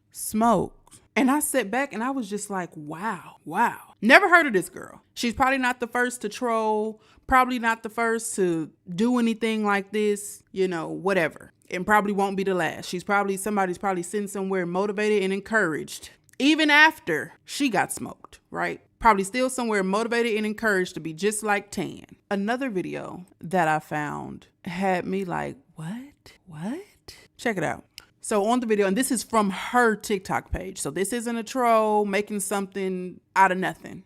Okay. The video says, my ex family wouldn't let me go to his funeral, so I created one of my own. LMAO. Okay, like, why keep a nigga if you really for the streets? Bitch, it's like bringing sand to the fucking beach. Everybody caught up, bring go to the heat. The fuck going on? Okay, like, who said this type of stuff is okay? Who said this stuff was cute? I don't understand a lot of people these days. You know, you were allegedly in a abusive relationship. You got out of it, okay? You blasted your abuser.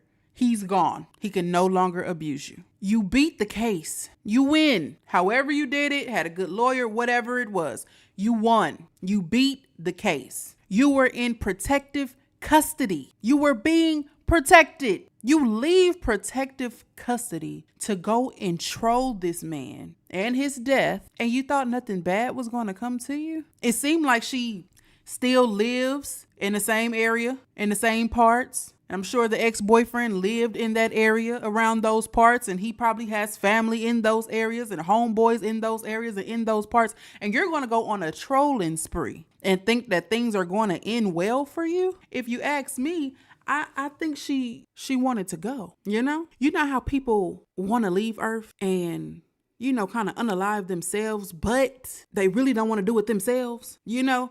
That's just like knowing that there's a bunch of cops standing outside of your door with guns pointed towards your door, and you go outside. It could be an empty gun. You go outside with the gun aiming at the police. You ready to go. You don't turn it on yourself.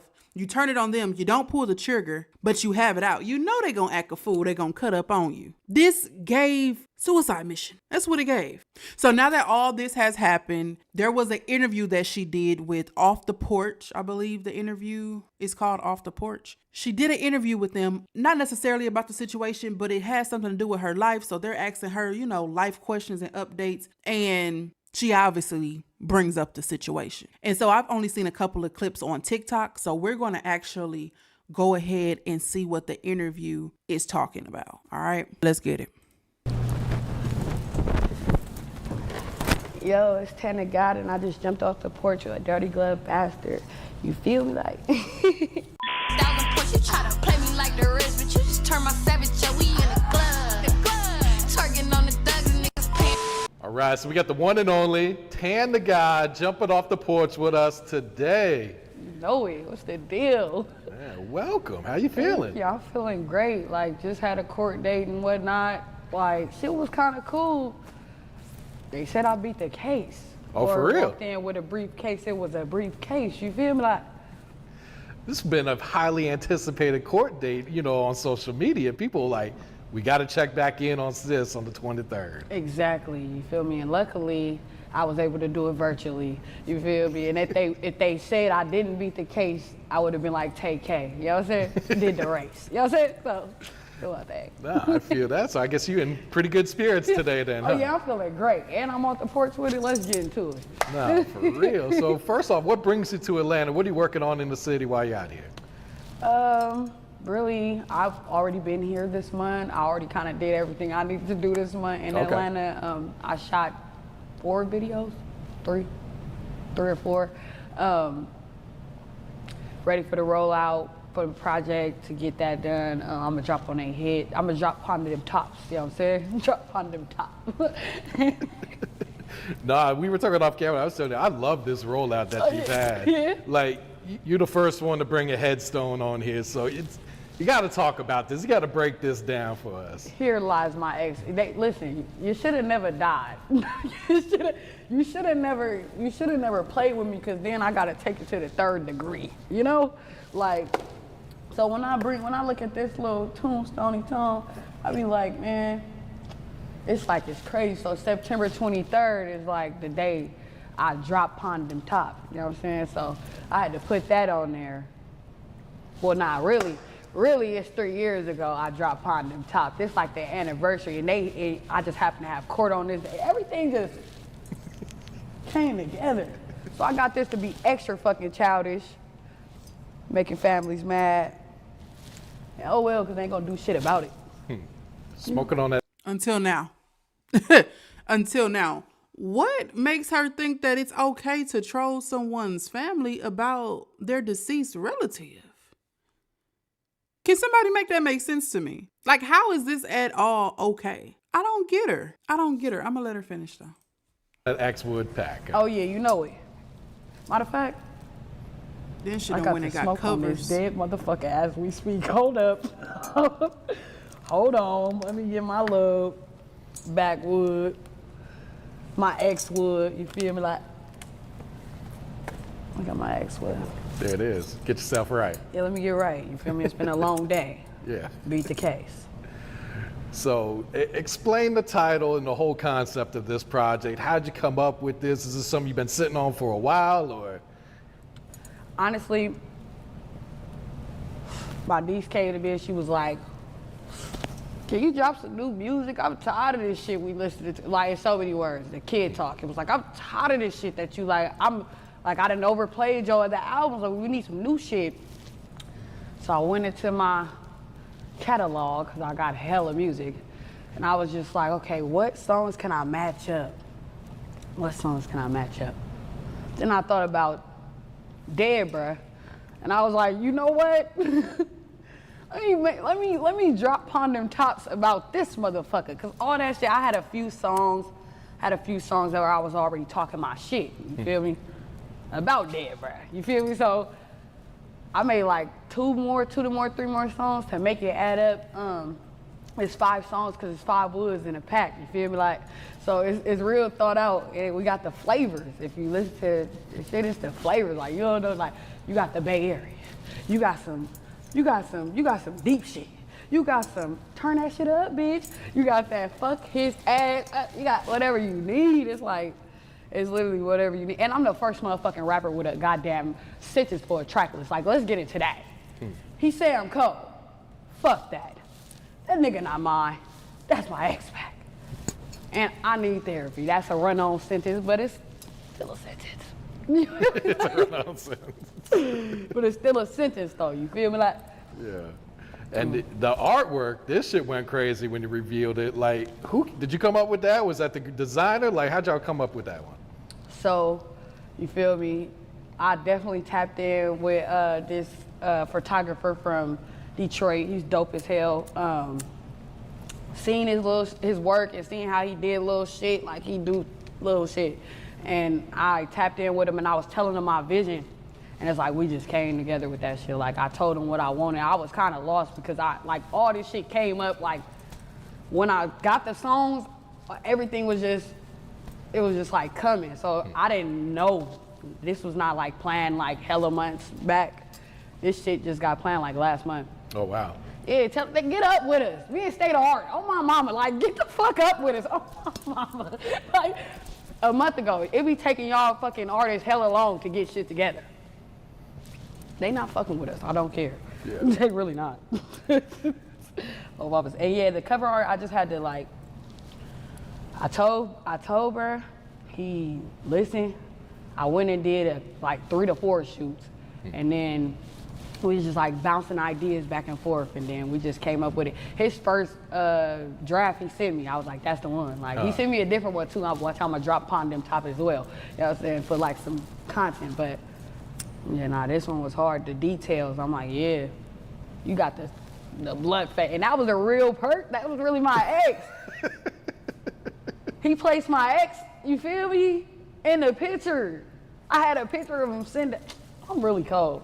Like, everybody cold. You say I'm cold. Yeah. So you did the interview so that confirmed with it. Kid So we don't have to do the alleged because, like I told y'all, I had seen some stuff and I was like, you know, people were saying that really was her ex.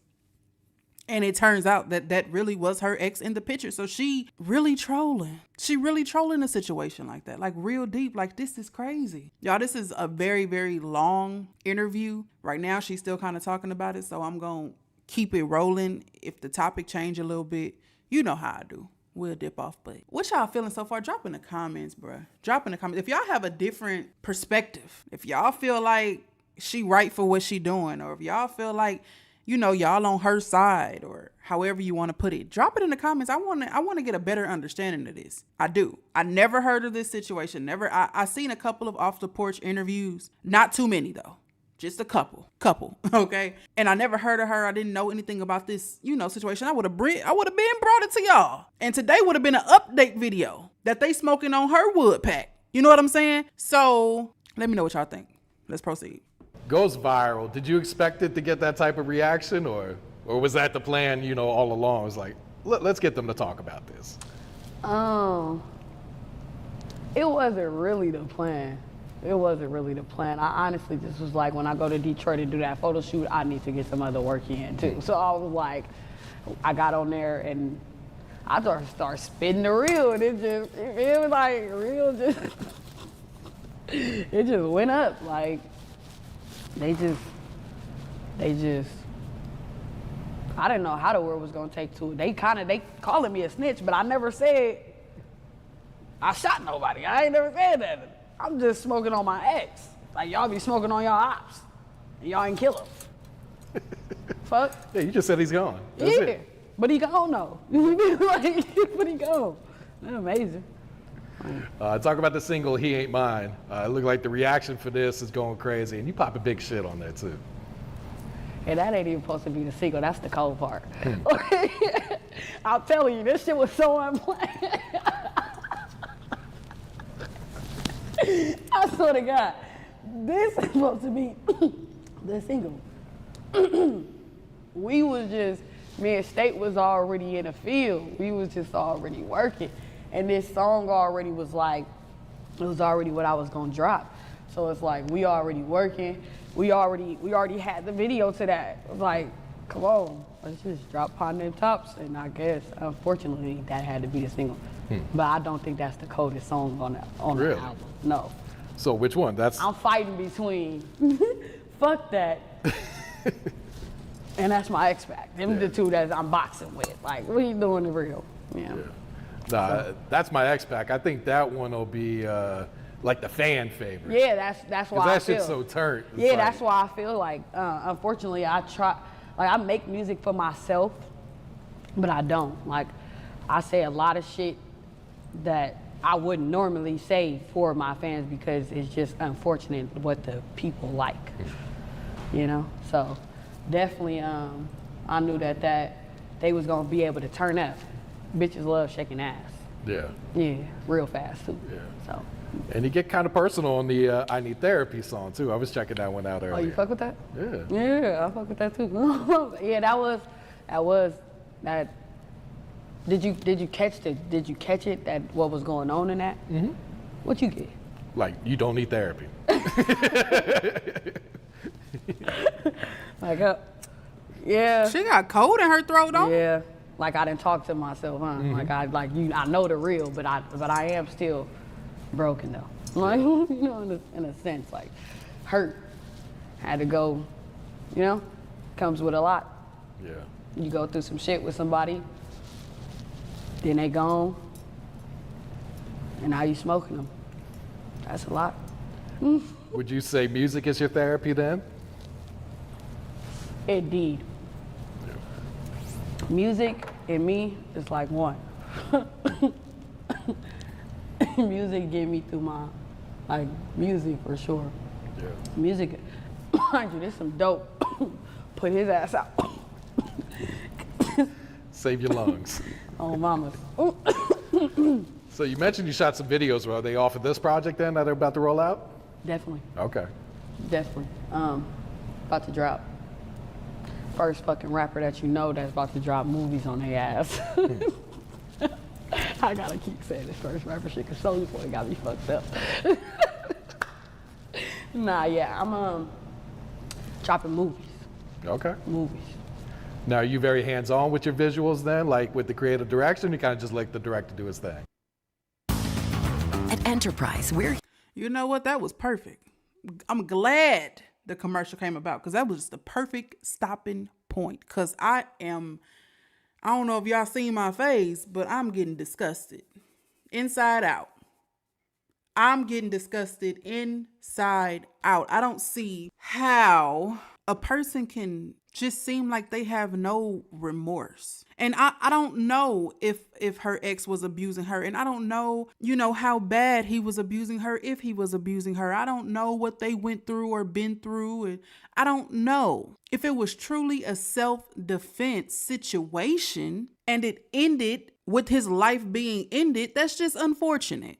You know what I'm saying? Whatever happened that night or day is just unfortunate. It's sad. And if she was defending herself, allegedly, she was defending herself. The outcome is the outcome. And I'm not trying to sound cold-hearted about it, but there's a lot of women who don't get out of these situations. They're the ones who don't make it out. They keep going back and staying with their abuser. Their abuser knocking them upside the head with bottles and slanging them around the room and throwing their hands around their neck, and they keep going back and back and back. And then because they didn't leave for good, their abuser was the cause of their death. And that is unfortunate. So in this situation, if she was able to get away from her abuser, even though it cost him his life, you were able to get away and get out of that situation. But to go on a trolling spree and go on these interviews and laugh about the death and laugh about the situation. I know some people say they laugh to keep from crying, but these are different types of laughs that she is presenting us.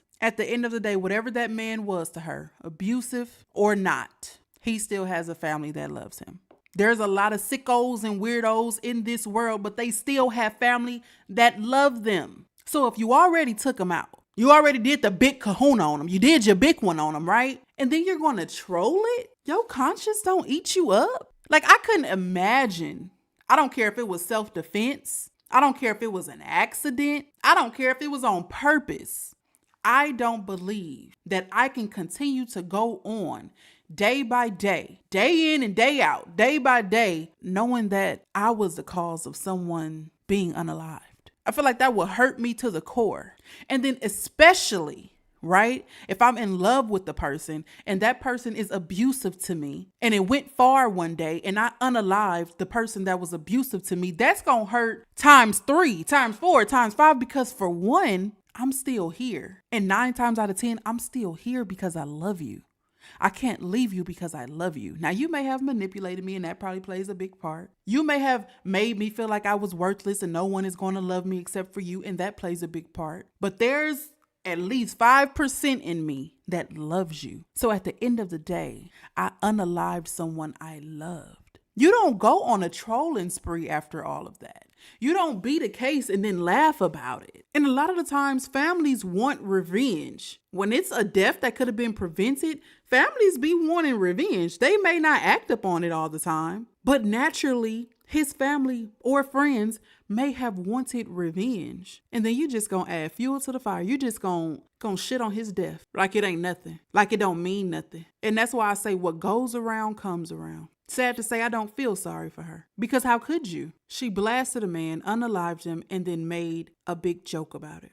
And no, I'm not saying that she should have came out and was sad and depressed. And, I'm not saying none of that, because if you're in an abusive relationship and you break free, whatever that may mean, or however that may look to you, you break free, I'm sure you find some sense of joy, some sense of peace. And it's unfortunate that he lost his life, but it's also sad that he was allegedly abusive too. So on his behalf, what goes around comes around. But to sit and make a mockery out of the situation, to sit and kiki about it, to sit and try and use it as a marketing campaign, a marketing tactic to build your brand or to boost your music, that's shameful. That's shameful. And it's just so funny to her. That's wild. I'm done talking about it, y'all. I got to pray over my house. I don't feel too good right now. This whole thing, it ain't giving too much good. It ain't too much good energy going on. So I'm going to go and pray, and I'm going to end that video there. Y'all let me know in the comment section what y'all think about it, all right? Look, if you like videos like this and you want to see more is to come. Don't forget to like, comment, subscribe, share, because right now, King Day is out. Peace. The motherfucking building. Yeah, bitch, gon' not know when it's up. Run that shit, we had all the show. Say that shit for your camera. Bitch got legs, I stand on everything I said. I be smoking on my ex, that relationship is dead. I don't never feel the shade, but I see bitches got a shed. That's the thing, like dead ass nigga, like you're dead. Like What y'all gonna do?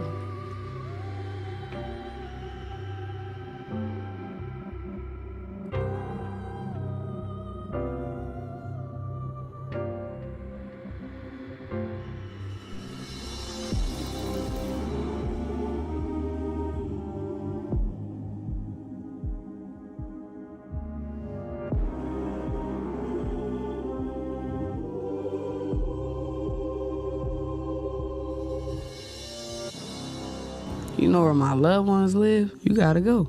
you got to go. Especially if you got the audacity to threaten them. What? You threatening my people? Everybody gonna die. Oh, is we? I'm gonna show you what it be like. Dead ass nigga, like, you dead.